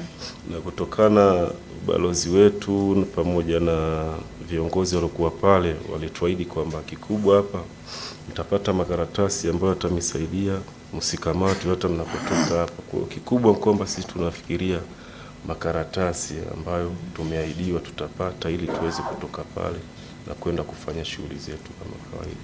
The Tanzanian embassy had promised to help them to get papers, and that is one of the reasons they were waiting to get papers so that they could move to different places. Baada ya hapo kwamba kuna siku ilikuja ugeni wa nadhani ni Home Affairs. Ilikuja gari kama 20, ila mimi nilikuwa nimeshatoka kwenda kustoku vitu vyangu vya nauza switi, nauza sigara. Kwa sikuwepo muda huu ambao wamekuja migration kuulizia document. The Department of Home Affairs on one day came with about 20 vehicles, and Mr. Simon was not there because he had gone to sell some sweets, and he did not find them. Baada kuona vile wenzangu wengi wakawa wananipigia simu kama huku wamekuja migration wanataka paper. Naona inavyoonekana kwamba hawataki hata tutoke ni kwamba wamesha tu arrest. Kwa hiyo kama uko mbali wewe unaweza usirudi kwa sasa, sababu ukirudi sasa pia watakuchukua. So his friends gave him a call to tell him not to come because the immigration were arresting them because they did not have any papers. So he was asked to stay where he is so that he does not get arrested. Nilijaribu kumpigia mmoja kati ya wanasheria ambao walikuwa wakitupa hope ya kupata karatasi ama muendeleo wa maisha yetu na kumjulisha kama kinachoendelea Offland Park ni kitu gani sasa hivi ili kama anaweza kutoa msaada wote akafika pale. He called one of the lawyers who had been assisting them concerning their settlement in Offland Park, and he informed him of what was going on with the Department of Home Affairs and the arrests, and he was asking for assistance. Aliniambia kama atafika hapo ndani ya muda mchache, ila baada ya kufika pale pia nadhani alizuiwa na JMPD pamoja na viongozi wengine nadhani waliokuwa pale asiingie ndani. So the lawyer arrived, and unfortunately he was stopped by the JMPD and the migration officers not to go further into Hofland, the settlement. Ina maana yule mwanasheria aliangalia nje ya geti wakiwa watu wanaingizwa ndani ya gari moja baada ya lingine mpaka wote wakakamilika ndani ya magari ya kwenda migration. So the lawyer stood at the fence, but he observed that the people were being put in different vehicles as they were arrested, and he could see they were being transported out of the settlement. Baada ya hapo sikuwa na nguvu tena, kwa sababu nilijua tayari ndugu zangu wameshachukuliwa kwenda Indela. Kwa hiyo kikubwa ni kwamba alikuwa napata ushauri tu kutoka kwa mwanasheria yule kwamba hapa wao washafikishwa kwenye sheria kule, na kuwa ni ngumu tena kuwafuatilia, bili tuangalie process kutoka serikalini tena.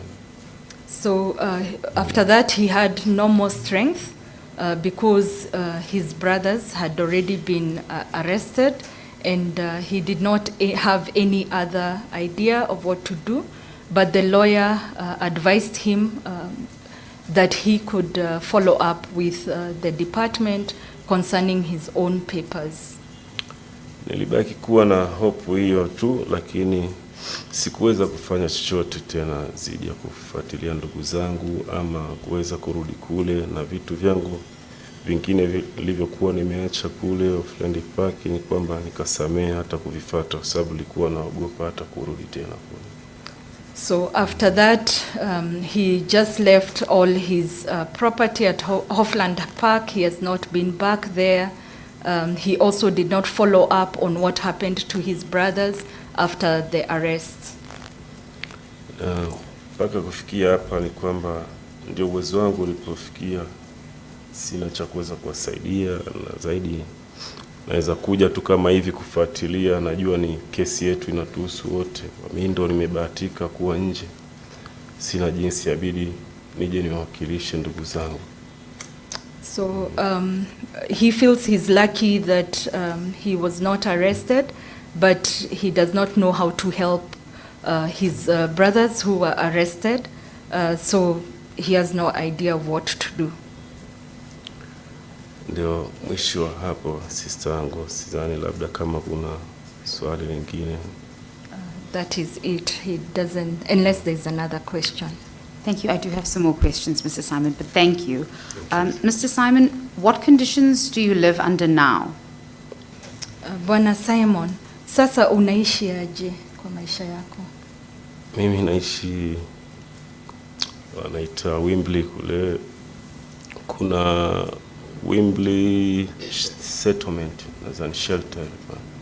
It's a shelter. Ya sema zipo, nadhani zipo mbili pale. Kuna moja ambayo inahudumiwa na serikali, kuna moja ambayo ni matenti tu ziko karibu, ila zimetenganishwa kidogo.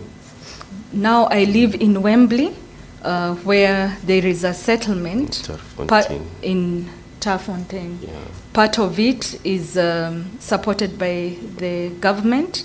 The other part, there are tents that people live in. Kwa hiyo mimi naishi kule, lakini sikuweza tena kumrudisha mtoto wangu niwe naye, kutokana bado najipanga niweze kutoka katika mazingira yale pale. Hayafai kuishi na mtoto, kiasi kwamba kama mambo yatakaa sawa ndipo nitakapo move kutoka sehemu ile, ndipo najua nitaanza kuishi na familia yangu. Okay, he's not lived with his sons since, because where he lives is not conducive for children.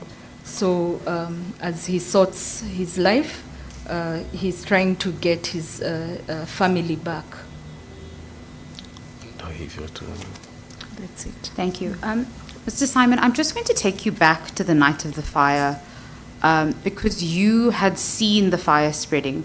In your statement, and this is on page 25 at paragraph 12, you say, "I do not know the cause of the fire. All I know is that it was not a normal fire." Could you tell the Commission more about what you meant about that statement? Bwana Simon, nitakurudisha kwenye hiyo siku ya moto. Kulikuwa na moto hapa kwenye nambari 12. Ulisema huo moto haukuwa moto wa kawaida. Unaweza tuambia tena maoni yako kwa huo moto? Nilisema si moto wa kawaida kwa sababu kama nilivyokuambia, nilipita hapo ndani ya dakika 5 tu kutoka chumbani kwangu. Halafu nilivyokuja kuona ule moto jinsi ulivyokuwa mkubwa na unavyotambaa na floor na ukuta, nikaona sio moto wa kawaida, kiasi kwamba 5 minutes nimepita hapa. It was not an ordinary fire because I was in my room only 5 minutes before. So by the time I came back, it was already a big fire, and it was already on the walls and on the floor. So there is no way it could have been a normal fire. Thank you so much, Mr. Simon. Madam Chair, I have no more questions at this moment for Mr. Simon. Thank you, Ms. Bryan. Advocate Muloto. Thank you, Chairperson, Madam Commissioner. Mr. Isaac, thank you for your testimony. Thank you. Bwana Isaac, asante sana kwa ushuhuda wako. Thank you, brother. I have a few questions just to clarify points that you raised in your testimony. Niko na swali kadhaa nataka kuuliza kuhakikisha ushuhuda wako. Ndio. Exactly where was your shop located? Was it inside the ground floor or outside the building? Duka lako lilikuwa wapi? Lilikuwa ndani ama nje? Ni Albert Street, kuna geti la duka letu. Sema hilo duka na partition ya mbele ni duka, alafu tumeligawa na kitchen. On Albert Street, that's where the shop was, but we had partitioned it. So there was the kitchen on the one side and the shop on the other side. Yeah. Okay. To access your shop, would you have to go out of the main entrance? Kuingia kwenye duka lako, lazima ungetoka nje ya hiyo nyumba? Kuingia ndani ya duka naweza nikapita Albert, nikaingia mlango wa dukani kwangu, nikatokea kitchen, nikatokea kwenye nini kodo wanaita ambayo iko ndani. Kupitia huku Albert Street naingia dukani mpaka kitchen. Okay, from Albert Street I could access into the kitchen, and there was and I could also go through into a different entrance. Ilikuwa ndani ya nyumba hiyo entrance? Entrance kutokana shop iko barabarani. Albert Street ndio ipo duka shop. So the shop was on the street, Albert Street. Yeah. Okay. And there was also. So if you enter on Albert Street, first in front is a shop, back of the shop is a kitchen. On Albert Street, the front was the shop, and at the back was the kitchen. Yes. And all I'm trying to establish is whether it was inside Usindiso building or outside? Inside Usindiso. Inside Usindiso. Yeah. Okay. And Mr. Simon, I'm only asking this because the evidence before the commission is that there were screams that were heard before the fire started, and seemingly from the ground floor. Bwana Simon, nataka tu kujua kabla ya huo moto tulisikia watu walisikia nduru. Kukona ushuhuda eti watu walisikia nduru. Wewe ulisikia hiyo nduru? Nilisikia lakini sikuipatiliza kutokana na tumeshazoea ile nyumba inakuwa na kelele nyingi. Sometimes watu wanaiba nje, wanakimbilia ndani, wengine ndani wanapigana, wameshalewa. Kwa hiyo tuliona kama ni hali ya kawaida watu kupiga makelele.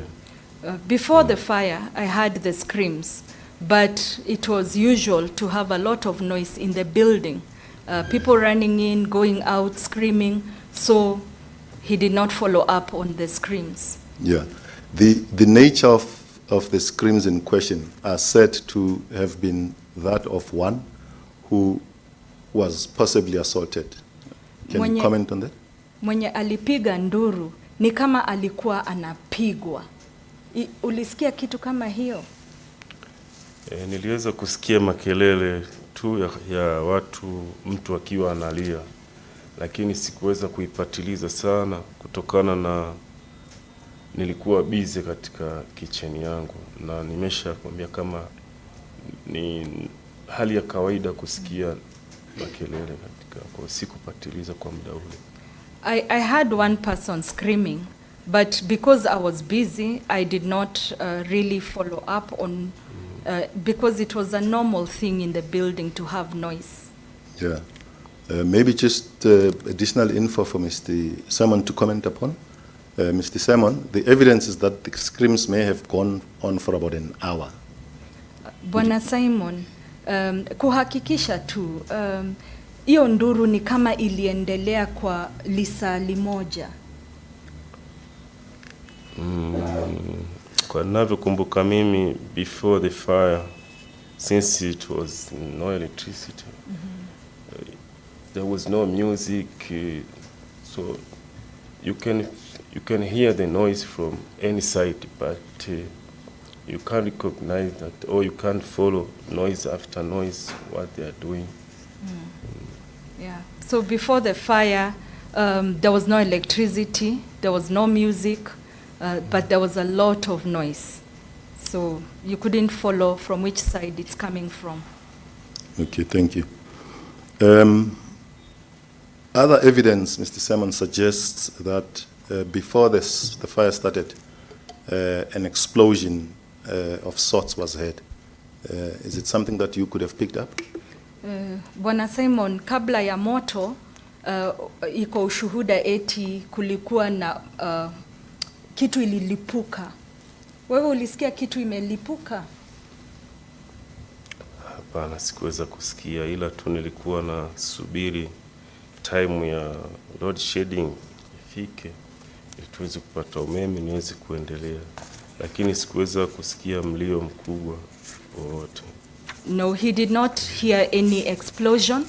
He was waiting for the load shedding to end because he was busy, but he did not hear any explosion. Yeah. Thank you, Mr. Simon. At paragraph 14 of your statement, you allude to the fact that you are being accused of having locked the room and bent it down, and consequently killing your roommates. Kwenye nambari 14, wewe imesemekana eti wewe ndo ulifunga hiyo room na ndugu zako wakafa sababu ile room ilikuwa imefungwa. Now, in relation to that, the question is, had you in fact locked your occupants in, or are these comments just rumors of people who have no knowledge of the facts as you know them? Basi swali ni, kweli wewe ndo ulifunga ile room ama watu tu wanakusingizia eti wewe ndo uliwafungia ndani na hawakuweza kutoka nje? Kwa kawaida naishi na ndugu yangu, yeye anayo funguo yake nimempa na mimi ninazo funguo zangu. Kwa hiyo tunafunga mlango, yeye awe ndani ama awe nje tunafunga, au mimi niwe ndani au nje tunafunga. Ila kutokana ni mikuku, ile nyororo unaweza kuzungusha kufuli likaja ndani ukafungua, au unaweza kufungusha likaja nje ukafungua. Tukana tumetoboa tumbao kisha chini. Okay. Normally I have a key, my brother had a key. So he could open from the inside, I could open from the outside.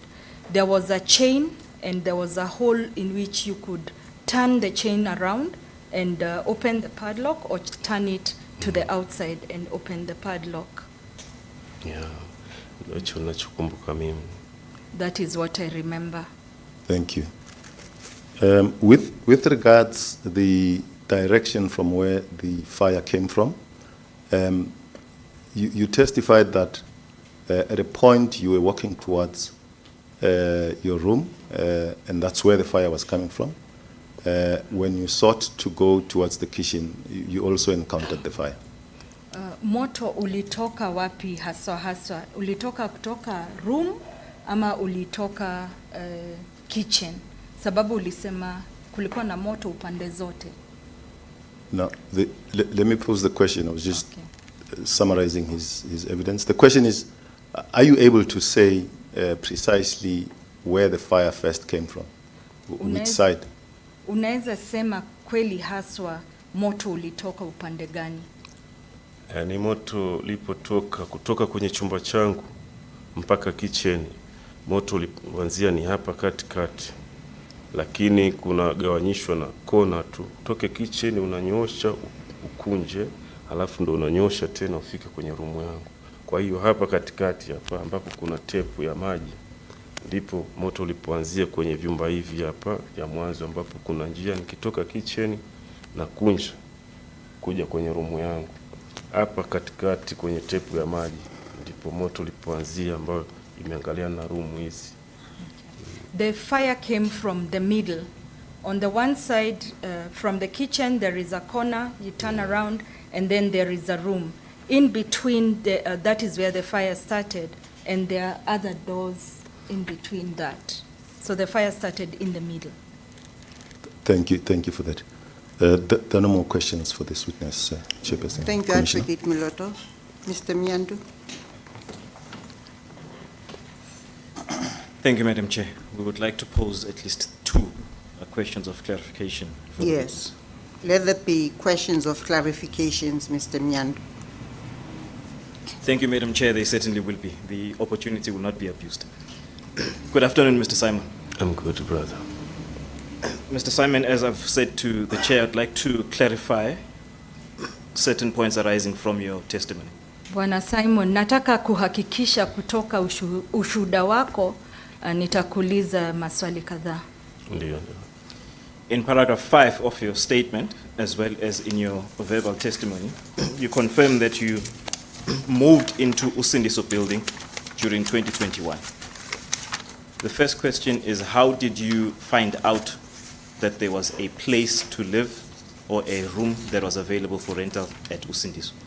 Bwana Simon, katika nambari 5, ulisema uliingia hapo Usindiso 2021, ulijua aje pale iko mahali unaweza ishi?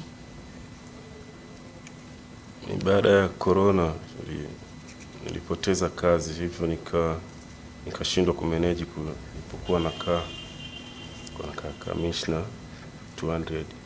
Kwa nikapata habari na rafiki yangu mmoja kwamba ipo Delpas kule kuna nyumba ya bei rahisi ambayo itakufaa kwa muda huu hapa. After COVID, he did not have he lost his job, so he could not manage to pay rent where he was living on Commissioner number 200. So he requested a friend if he knew a place to stay, and that is when he found out about Usindiso. As I understand, it was a referral through a friend. It was a referral through a friend. Sindio? Ni rafiki yako alikuambia? Ndio. Yes, it's a referral. The rental amount of 1,500 rands, 1,500 rands, Mr. Simon, who was that amount paid to? Hiyo kodi ya 1,500 ulikuwa unalipa nani? Upo jamaa alikuwa namlipa, lakini kwa sura kwa jina simkumbuki, ila kwa sura ndo namjua. There is a gentleman I was paying to. I don't know his name, but I know his appearance, his face. Thank you, Mr. Simon. Finally, the Commission has heard evidence about acts of criminality that took place inside Usindiso building. Commissioner, wamesikia eti kulikuwa na ujambazi pale kwenye hiyo nyumba. Ile nyumba kuna wakabaji, kuna wauza madawa, kuna wanawake wanauza mili. Kwa hiyo ni sehemu ambayo in short ni sehemu ya matukio, kuanzia ukabaji, kuuza mili, kuuza madawa. In that building, there were people who were kidnappers, Others would sell drugs, and there was also prostitution. So, Mr. Simon, you do confirm the prevalence of the sale of drugs inside the building?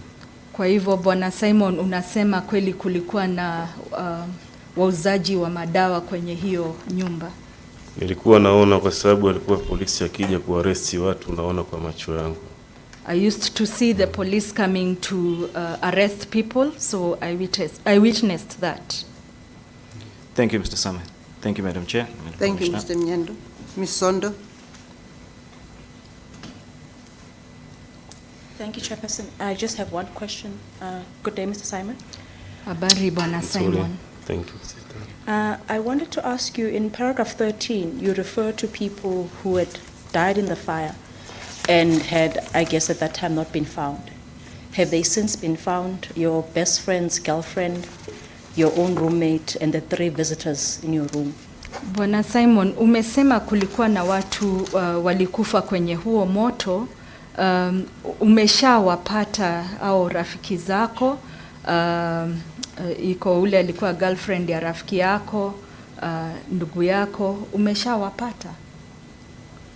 Kuna hawa niliokuwa naishi nao au ambao wamekufa kule kwangu, sikupata hata mmoja. All those that lived in that room, I haven't even seen. I haven't seen even one of them. Earlier on, you spoke about family members sending DNA. Have you found other ways to trace these bodies or to have the bodies identified by the mortuary? Ulikuwa hapo awali ulikuwa umesema kuna wale familia wako kule Tanzania walikataa kupatiana DNA. Umepata njia nyingine unaweza tumia ili upate hawa marafiki zako? Kwa hawa waliokufa chumbani kwangu, hakuna aliyepatikana kwa DNA, ila ambaye amefariki mwingine Mtanzania aliyekuwa na girlfriend wake, wote wamefariki.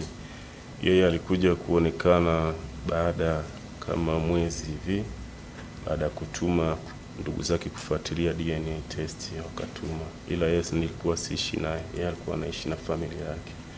Out of the 3 that passed away in my room, we've not been able to find any other way to identify them. But for my friend who had a girlfriend, his brother managed to send to enable identification through DNA. So he's the only one who are able to identify. Thank you so much, Mr. Simon. Thank you, Chairperson. Thank you, Ms. Sondo. Mr. Brian. Madam Chair, I have no further questions for Mr. Simon. May Mr. Simon's statement be admitted into evidence as Exhibit NRF 5.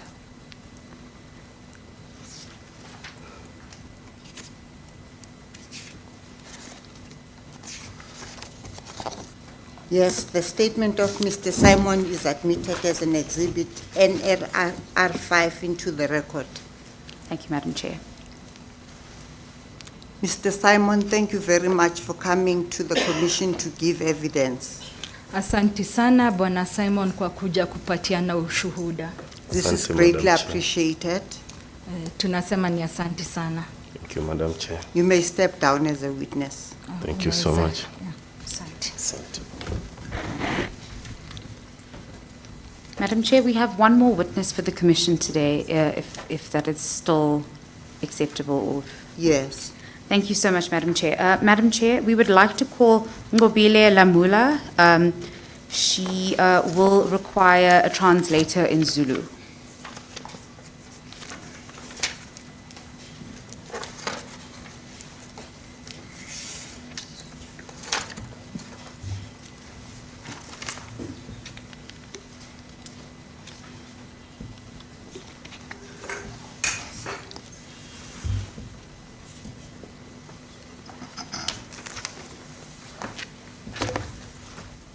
What is her surname? Nkobile Lamula. Lamula.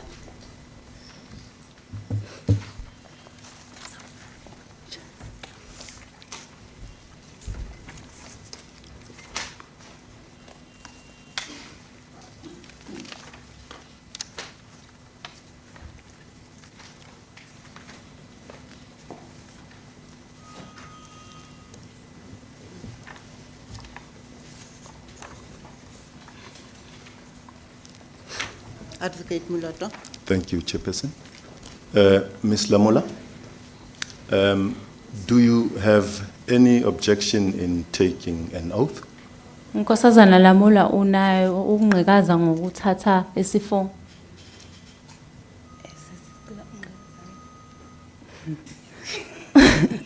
Do you unakho ukungafuni ukuthatha isifongo? I agree to take an oath. Thank you. Ms. Lamula, just try and raise your voice because there are people who are listening to your evidence in the room.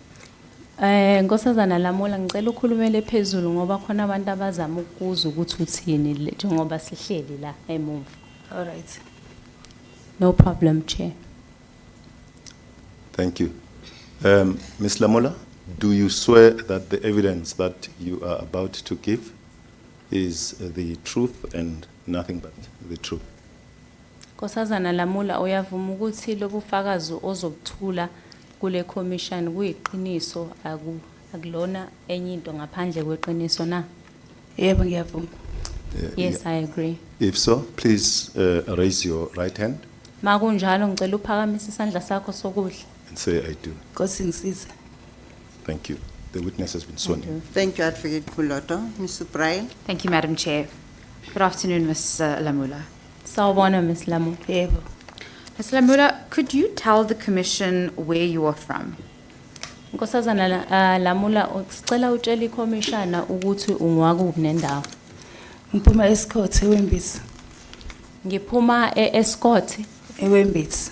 eMembisi. Wembisi. eWembisi. I'm from Escott, Wembisi. Thank you so much. Ms. Lamula, could you tell the Commission how and when did you come to live at the Usindiso building? Sisacela uchazela iCommission ukuthi kanjani wafika kanjani ukuzohlala Usindiso futhi ufike nini? Ukufika kwami eUsindiso ngifike 2010. Usindiso, I came in the year 2010. Ungafika ngathola uSis Julia lapha abanye sisabayithu engabathola khona eUsindiso ngafika ngakhuluma lapho ngidinga indawo yokuhlala. In the year 2010, I found two women, Julie, Yeah, uSis Julia noDlalane. Sis Julia and Hlakane, and I asked them for a place to stay. Bangifika khona banginikeza indawo yokuhlala bangitshela ukuthi bazofuna imali yange-500 e-cold drink. When I got there, they told me that they will need 500 rand for cold drink money. Ngabanikeza imali yange-500 e-cold drink bangikhombisa iroom yokuhlala engizohlala kuyona. I then proceeded to give them 500 rands, and they showed me the room that I would stay in. Bangisehlala khona ngihlalele nje ngihlalile nobe inyanga ezu3 or 4 kwase kwaqala indaba ukuthi kuyarentiswa kwakhiwa amabhodi la emphuki lapha phakathi. I stayed for around 3 months or 4 months, and then the whole building of the informal settlement started. Bangisahleli khona bafika bazofuna ukuthi bangitshela ukuthi kufanele ngibhadale imali yerent. When I was still staying there, some people came to tell me that I needed to start paying rent. Mangibatshela ukuthi ngeke ngikwazi ukubhadala imali yerent ngoba mina ngisivula imali yerent avela nge-500 e-cold drink. I then told them that unfortunately we agreed on the cold drink money, 500 rands. I won't be able to pay rent. Bangitshela ukuthi izomela ngiphume kulo room engihlala kuyona. Bangothi ngeke ngikwazi ukuphuma mina imali ngibanezile e-cold drink. I told them that I will not be leaving the room because I had paid the money for the cold drink. Babuya ekuseni ngabo 4:30 morning. Bangitshela ukuthi mangiphume. Mangithi ngeke ngikwazi ukuphuma bathathele impahla zami bazilahlela ngaphandle. They came around 4:30 in the morning. They told me to pay. I wasn't able to pay, and they took out my belongings and threw them out of the room. Ms. Lamula, can I just maybe get some clarification on the years? Because in your statement at paragraph 5 on page 27, you refer to a date in November 2018. Could you maybe give the Commission some more information about why that date was cited, but that you also speak about dates in 2010? La ku nakuza kwiclassify yabona. Kubhaliwe la ukuthi November 2018. Masicela uchazela i-commission ngoba ukhulume futhi nangendaba yaka 2010. 2010. Ukhulume nendaba ya 2010. Sacela uchazela i-commission ukuthi lama date lawa uyawazi yini. Ithi ungene Usindiso November 2018. No, that's 2010, not 2018. No, this was a mistake. I said 2010, not 2018. May it just be reflected that there was a mistake in the dates set out. Uthi uyasho ukuthi bekunephutha kusho ukuthi kubefanele kube 2010 la 2010. I said 2010. 2010 as opposed to 2018. Yes, there will be that amendation. Thank you. Ms Lula, which floor did you live on in the Usindiso building? Nkosazana Lamula ubuhlala kuyiphi ifloor Usindiso? Bengihlala e-43. 43. I stayed in 43. And did you live in What floor is that? Is it the third floor? Third floor. It's the third floor. Thank you. Did you live in a brick and mortar room, or was it a room constructed of anything? Ubuhlala roomini elinama blocks noma ubuhlala lapho kunama body khona? I-room engaqala ngathola khona ngaqala ngathola i-room elinama-blocks. At first I got a brick and mortar room. Bathe bebengikhipha khona ngahamba ngayovala ama-steps. When they threw me out, I went and I closed steps. Khona lapha e-3. At 3. Thank you so much, Ms Lamula. Could you describe the conditions that you experienced while you lived at Usindiso? And by that I mean access to electricity, access to water, and the general conditions of the Usindiso building in your experience. Mangasichazela nje ngokwakho ekuhlaleni khona lapha nakuzo Usindiso ngendaba kagesi, ngendaba yamanzi, bekuhlaleka kanjani? Amanzi nogesi wona ebekhona. Ngizoqala nje ugesi. Ugesi wakhona bengasiyo ugesi o-straight ukuthi lapho siyawubhadarela bese ngawukhokhela ugesi wakhona bekuyinyoka-nyoka. So if I can start with the electricity. There was electricity, but it was illegal connections. Kwake kwafika amaphoyisa ne-JNPD ebusuku bafike bawukhatha ugesi. We had SAPS and JPMD department coming in at night, and they cut off the electricity. Bethe babawukhathile kwakhona abahambayo kubekho ngazi ngeke ngisho ukuthi babeye kuphi bokhuluma bekucela ukuthi besibisele ugesi. Kwathiwa mahlanisa imali ngoba ngikhumbula ngakhumbula i-room ne-room yakhipha 100 rand ukuze kuhlanze lo wafe imali ofunakala. And then there was a group of people that went to go and negotiate that if we could, they went to go and plead for them to have electricity back. And then when they came back to them, they were told that each room needs to pay 100 rands in order for the electricity to be restored. Amanzi ke wona ade siwasenza wesenza la asemapipini benganamathephu. And then the water, we used the water that was in the pipes. There were no taps. Thank you so much. Ngiyabonga. I'm now going to move to the night of the fire. Could you tell the Commission your narrative of your experience of the night of the fire and what occurred when you arrived at Usindiso building? Sengizokhuluma ke ngokubona kwakho izinto ngendlela ezenzeka ngayo ngobusuku bomlilo. Uma ungachazela ikhomishana ukuthi kwenzakalani wena njengoba wawukhona. Mina isikhathi sokuqala komlilo ngangekho ngaphakathi e-building. Ngangingaphandle. When the fire started, I wasn't in the building, I was on the outside. Ngoba ngathi mangabe ngifika ngangibuya eHebrew ngathi mangifika ngidile ngizongena ngaphakathi la hlala khona. Kwangasenzisa igate le ngale ku Delvas. When I was coming back from Hillbrow and I wanted to enter and I used the entrance from Denvers. Mangabe ngithi ngiyangena ngihamba nomngane wami sisiyaqala sisiyangena ngihlangana nabantu baphethe impahla baphuma bayabaleka. As I was about to enter, I was met by people with their belongings and they were running away. Mase siyabuza ukuthi wayini baleka akekho wasiphendula sajethi hayi ngoba kunokwenza vele omalabe manje ngisizi lapha naphakathi lapho babalekela lokho sithi siyaqhubeka siyangena kungabe kusangeneke.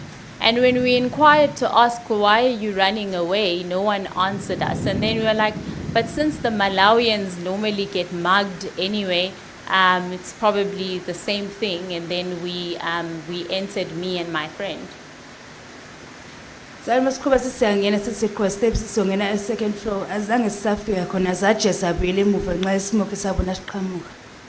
As we were about to go into the second floor, we saw a lot of smoke, so we weren't able to continue. We turned around and went back down because of the smoke that was overwhelming.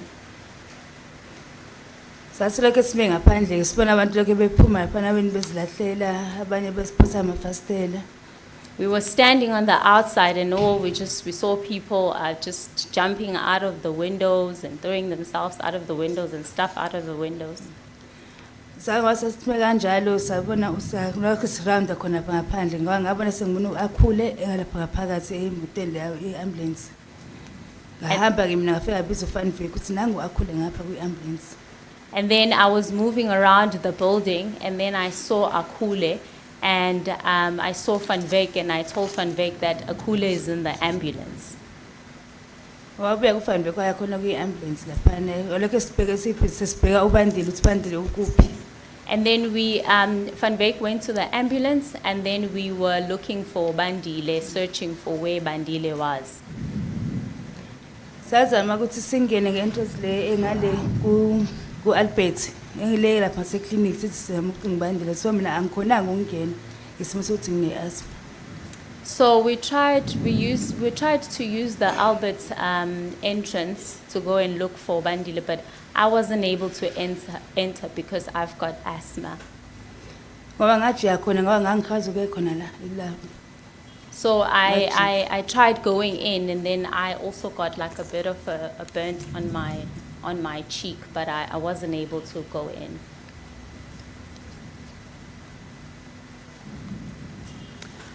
Just for clarification for the Commission, can I confirm that the Van Veek you refer to is Sipiwe Nkobo? Oh, yes, Sipiwe Nkobo, sorry. No, it's fine, thank you. Van Veek was Sipiwe Nkobo. Yeah, sorry, Sipiwe Yes, Nkobo. Van Veek is Sipiwe Nkobo. Thank you so much. I just wanted that clarification on the record. Could you tell us more about the search for Bandile, to your knowledge? Monga sitshela nje kabanzi ngokucinga uBandile ngokwazi kwakho kulobo busuku lobo. Sazama ukungena sithi sombheki bandile so mina ngajika endleleni ngoba ngangakhona ukuthi ngikhube isimo sentuthu ngoba ngangineyasingabuyela emuva. Kodwa umuntu owangena phakathi owabuya nawo Bandile wangena ubaba wakhe uBandile. Wangiphuma naye semphethe siyana kwiambulance. So we tried to look for Bandile, but unfortunately because I'm asthmatic, I wasn't able to go inside. So the person that went in was Bandile's dad, who then came out with him and took him to the ambulance. When I'm saying his father, I mean Nongoma. He's the one that went in and came out with him. Thank you so much. Ms Lula, I'm now going to refer you and the Commission to paragraph 13 on page 29. Paragraph 13, page 29. In this paragraph, you describe an experience when you arrived back at Usindiso on your way back from Hillbrow, and you make mention of two men running towards a white taxi. Could you tell the Commission more about this experience? Uyachaza ke la ekhasini lakho u13 ukuthi uthi wena sikhathi ubuye eHillbrow wasobona amadoda amabili egijima eyongena eTaxini emhlophe. Sicela uchazele iCommissioner ngale statement sakho senzile la. Uzathi bangabe ngiqhama sibuya eHillbrow ngangisemotweni engihamba ngayo. When I came back, kwakuneteksi eyayipakile eceleni kweflats lesihlala kuyo. when I came back from Hillbrow, in the car that I was in, there was a taxi that was parked by, that I saw, a white taxi. Athi mayipanjalo sathi siza kwaqhamuka ababhuda abayi-2. Omunye ugqoke iskipa esima-straps, lo munye angibona kahle ngoba kwakusebusuku ukuthi kwakuse-navy wayi-black into yakhona begijima bongena lapha eteksini. There were two men. One was wearing a striped shirt. The other one I didn't see properly because it was at night, and they were running into the taxi. So iteksi yakhona yasha i-U-turn yabuyela emuva ngoDelvas sayojiyale ngakaSifiso. And the taxi did a U-turn and turned on Denver's and went back to Yeah, isho khona ishop esibiza kwaSifiso. There's a shop that we called Sfiso's shop, and it turned there. So nama angithathanga ngaserious le taxi ngoba ngangitshe mhlawumbe odriver mhlawumbe basiphuzele or mhlawumbe khona abajahe khona bo ngizange baserious le taxi mhlawumbe ngisilandelele. I paid no mind to the taxi because I thought maybe it's just drivers that were drunk or they were getting up to whatever. So I really didn't pay attention to the taxi. Umva ukuhamba lo taxi leyo akuplan isikhathi sikanani bese sangena ngaphakathi lapho engahlala khona bephuma begijima so nesmoke sentuthu lapho bese sangena ngaphakathi. And then after that taxi left, that's when there was the smoke and there was the fire. That's what I can say. Thank you so much. Ms Lula, could you tell the Commission what your experiences were at the Usindiso building of crime and other, perhaps drug dealing or other instances, and if it affected you in any way? Indaba yobugebengu Usindiso building ungasitshela mhlambe ngayo ukuthi noma mhlambe khona nawe uke wakuthinta yini ubugebengu lobo kade kukhona ngokwakho khona yini osoke kwenzeka kuwena? Yeah, indaba yobugebengu ibikhona lapho Usindisweni. There was crime in Usindisweni. Ngoba bekunokubanjwa inkunzi khona ngaphakathi. You would get mad. Inkunzi ibuye ibanjwe nangaba abantu beqhamuke ngaphandle bebalekele khona lapha ngaphakathi lahlala khona. You would get mugged in the building. You'd also get mugged by people who don't stay there coming in through the building. La kuthi beqhamuka beqabelela ngaphandle bese bezongena ngaphakathi bebulalene khona bedubulane khona lapha ngaphakathi. People would fight outside. They'll come in and kill each other inside the building there.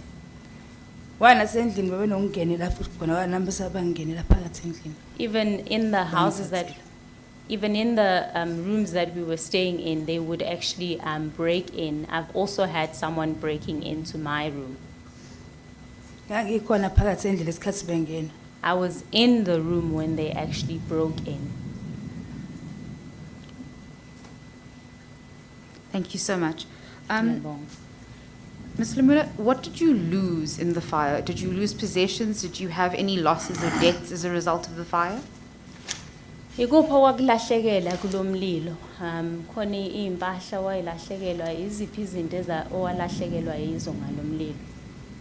Ngesikhathi somlilo ngeke ngisho ukuthi kunomuntu oyifamily nami oyini wangilahlekela cha kunamuntu wangangihlala ngiyi-1. Into yangilahlekela nje i-ID nesitifiketi somntanami neimpahla nade zisendlini zokukhona emakhaya. I wouldn't say that there's no family. I stayed alone. So I did lose my ID and I also lost clothes as well. And my child's birth certificate.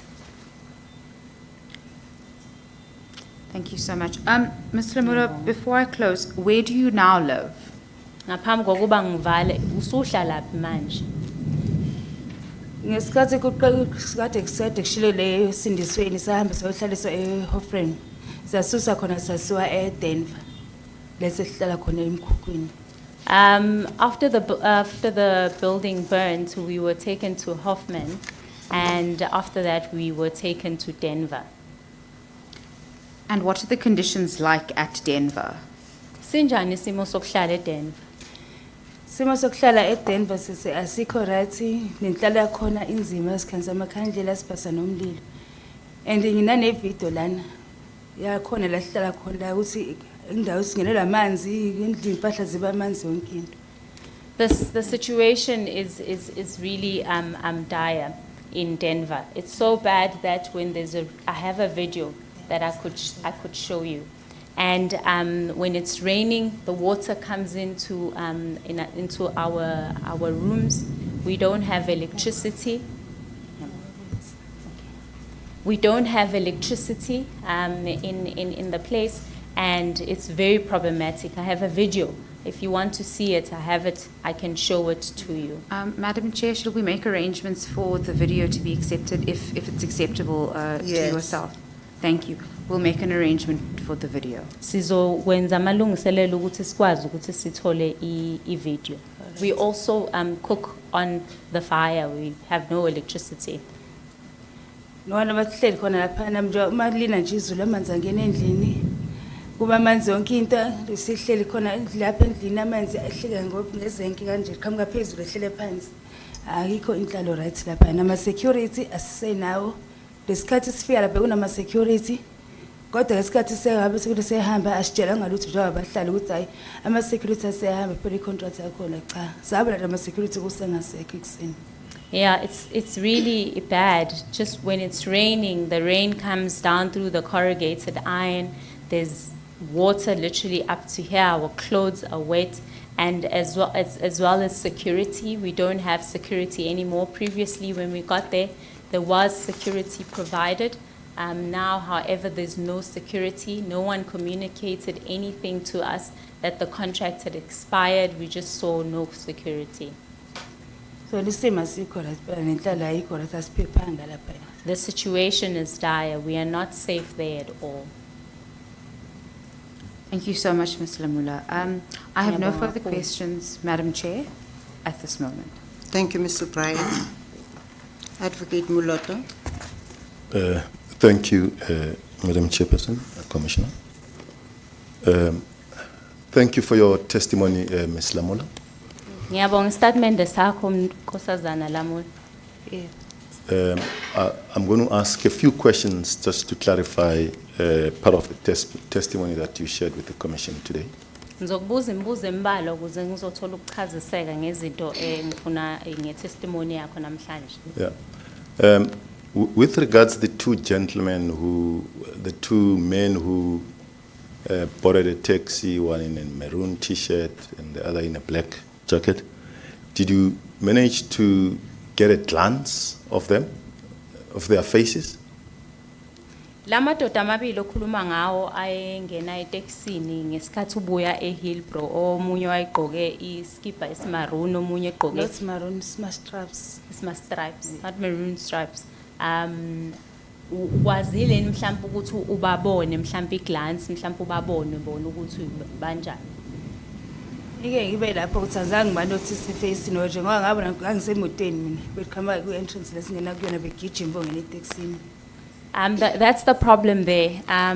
It wasn't maroon. It was a striped shirt, and I didn't see that. I didn't really pay much attention to them. I just saw two gentlemen running into the taxi. Okay, thank you. And then, secondly, your testimony is that at a point after the electricity was disconnected, the residents contributed some monies and had the electricity reconnected, correct? Uyasho ukuthi kube khona isikhathi lapho ninqanyulelwa khona igesi umasipala kwase kuba khona ukuhlangana njengabahlali basosindiso na qongelela imali kuyiqiniso yini lokho? Yebo. Correct. Okay. Now, given your other testimony that your electricity supply was illegal, when you made that payment, did you know whether the transaction was official with whoever was reinstating the electricity or unofficial and just a side transaction?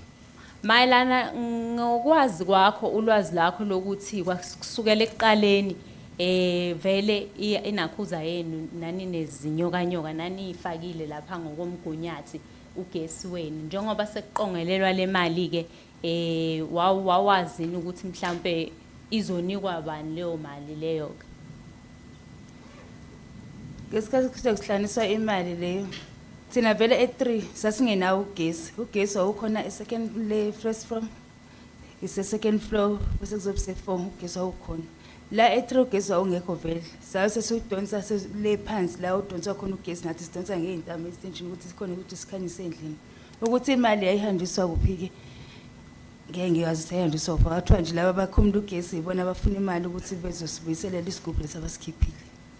We didn't have electricity at floor number 3. It was floor number 1 and floor number 2 that had electricity. We would use an extension cord to connect from the second floor and the first floor, and then we'll be able to get electricity. So I wasn't really concerned about where the money was basically going.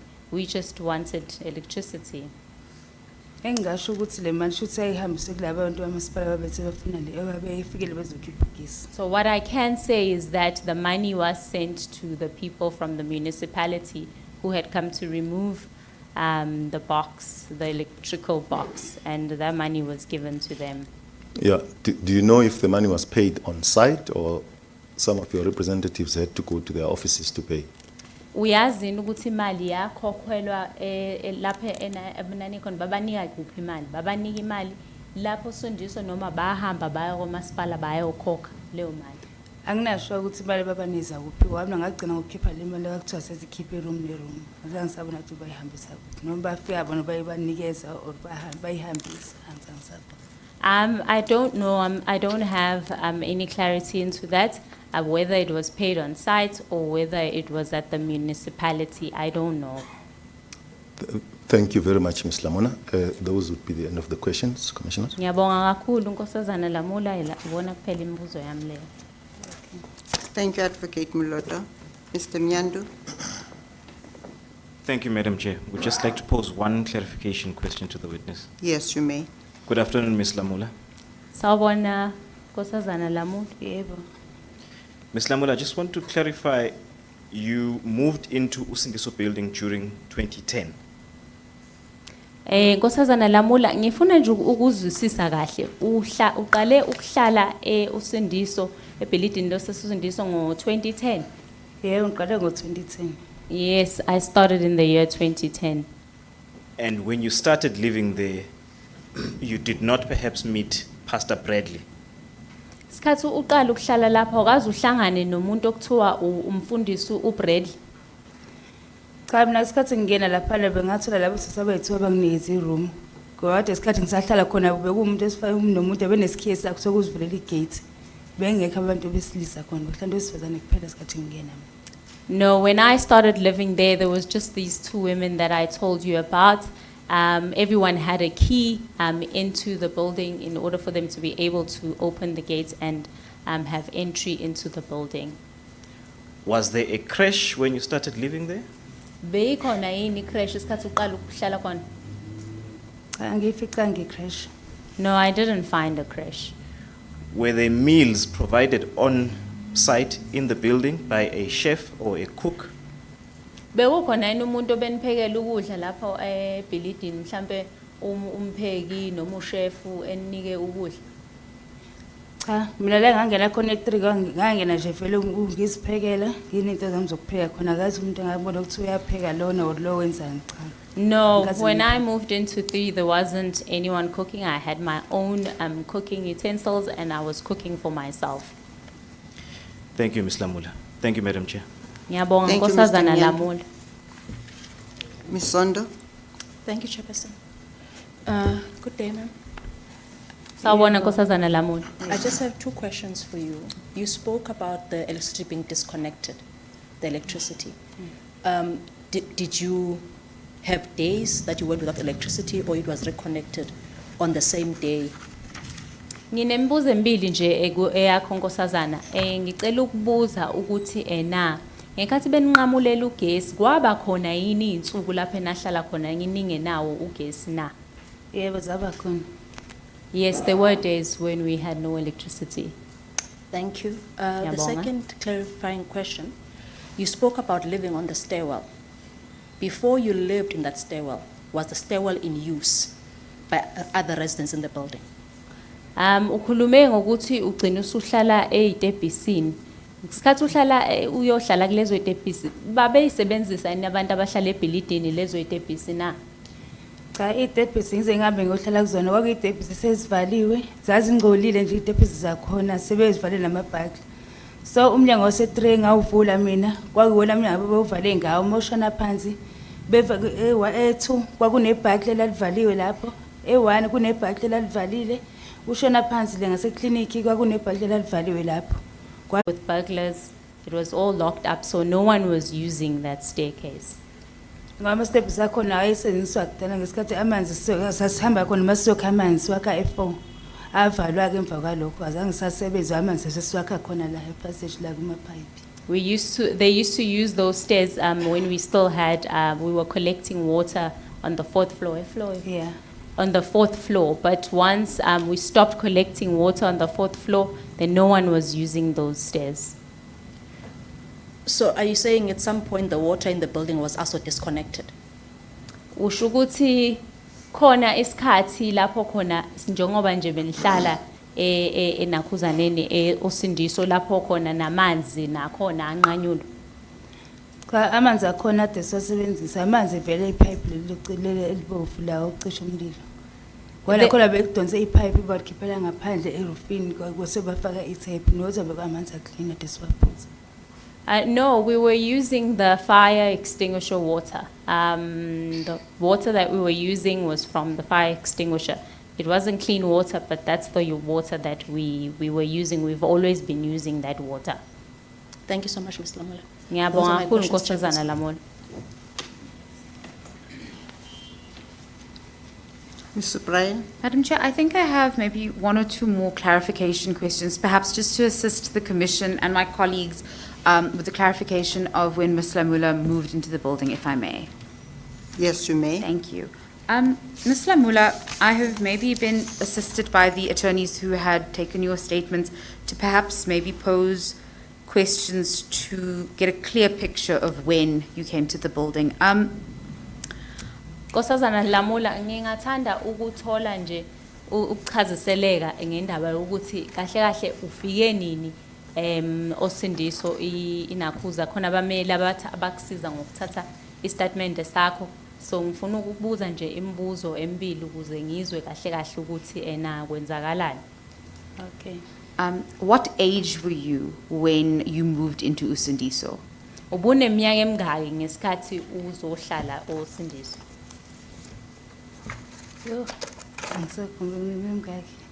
I can't remember how old I was. Was it around COVID that you moved, or before COVID or after COVID? During COVID, I was already staying there. Okay. And for how many years when it was COVID, had you been living at Usindiso at that point? Okay. Isikhathi kufika iCovid, ubusuhlala isikhathi esingakanani Usindiso?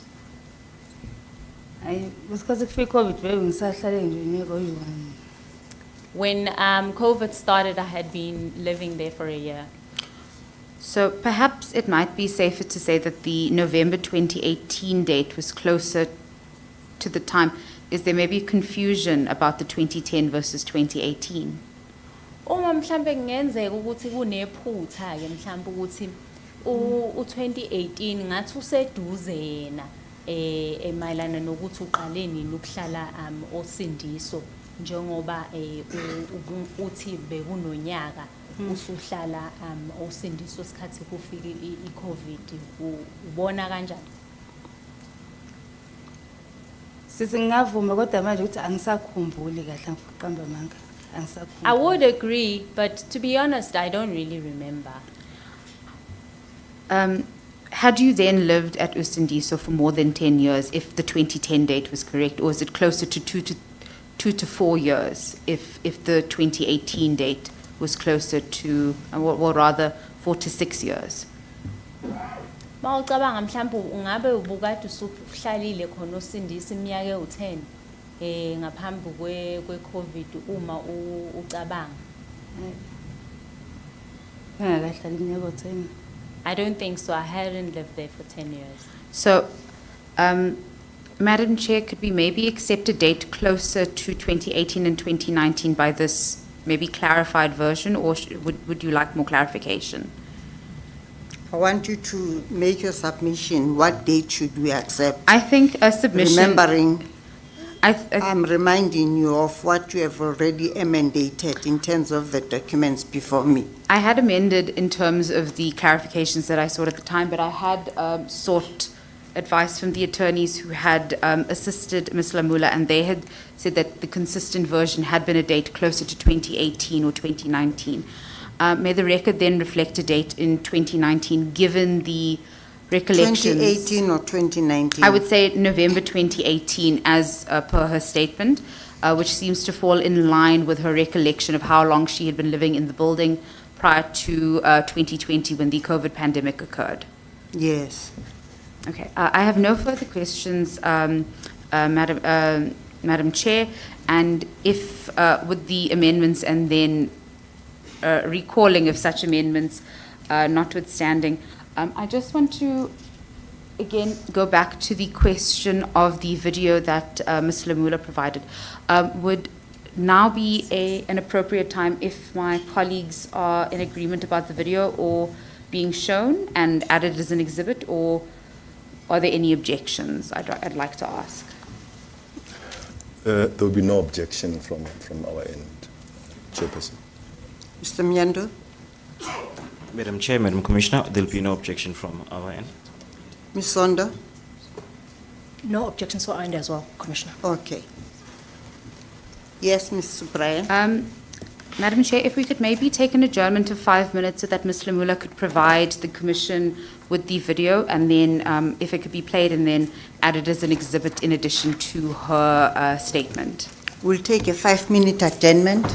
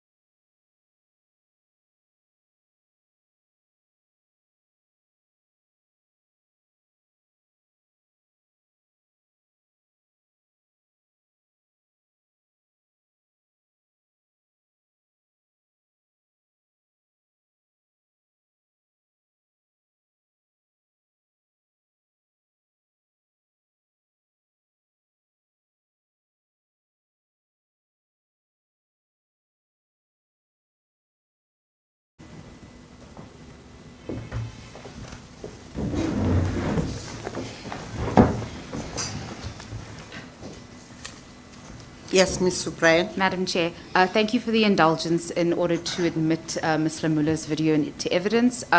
If it may be played, my colleagues have advised that they have no objection to such video being played.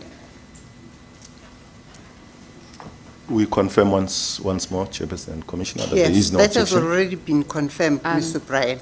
Thank you so much, Madam Chair. If the video may be played, please. Thank you. Abantu bagcwele emanzini buwani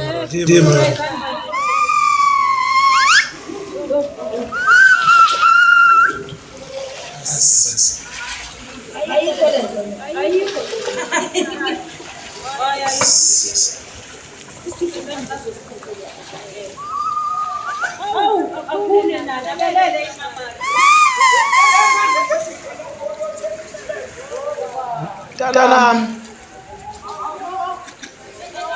Siya abantu baphela lami akuzona izindlisi jobona nakulama manzi lonke indawo namanazi into zalabele phandle bayibe ngaphandle into zokulala baphela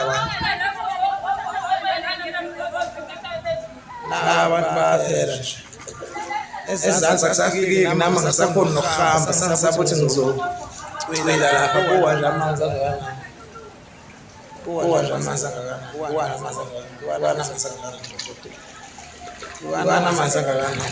bagcwele abantu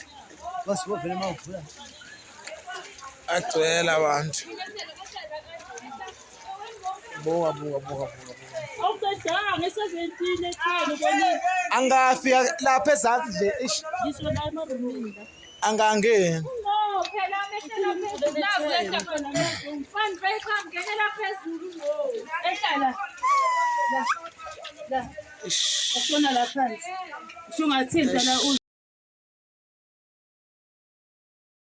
Madam Chair, would you like some confirmatory questions to the witness about this video?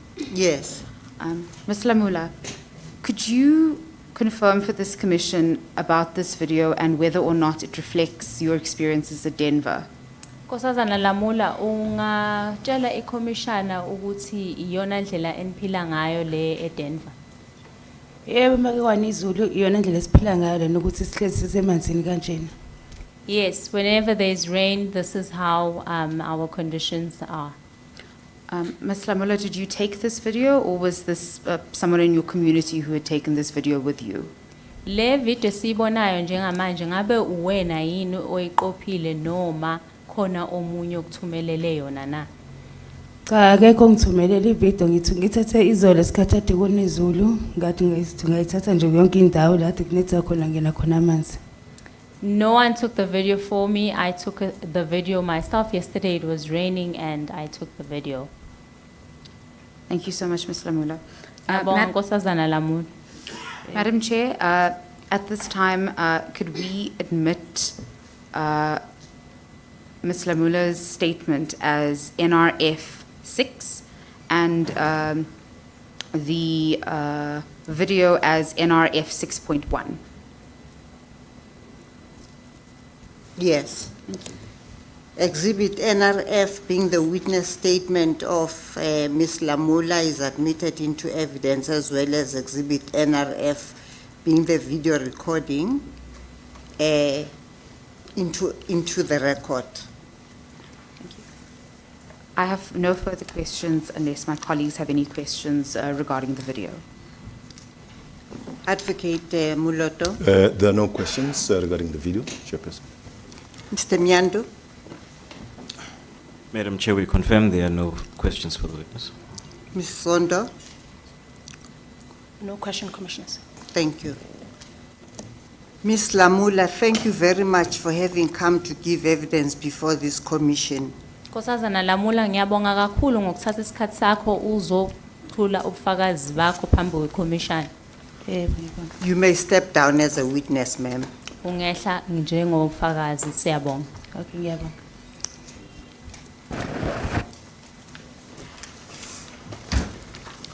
Chairperson, Commissioner, that appears to be the close of the business of the day. We request the proceedings to adjourn until tomorrow morning. These proceedings stand adjourned until tomorrow at 10 o'clock.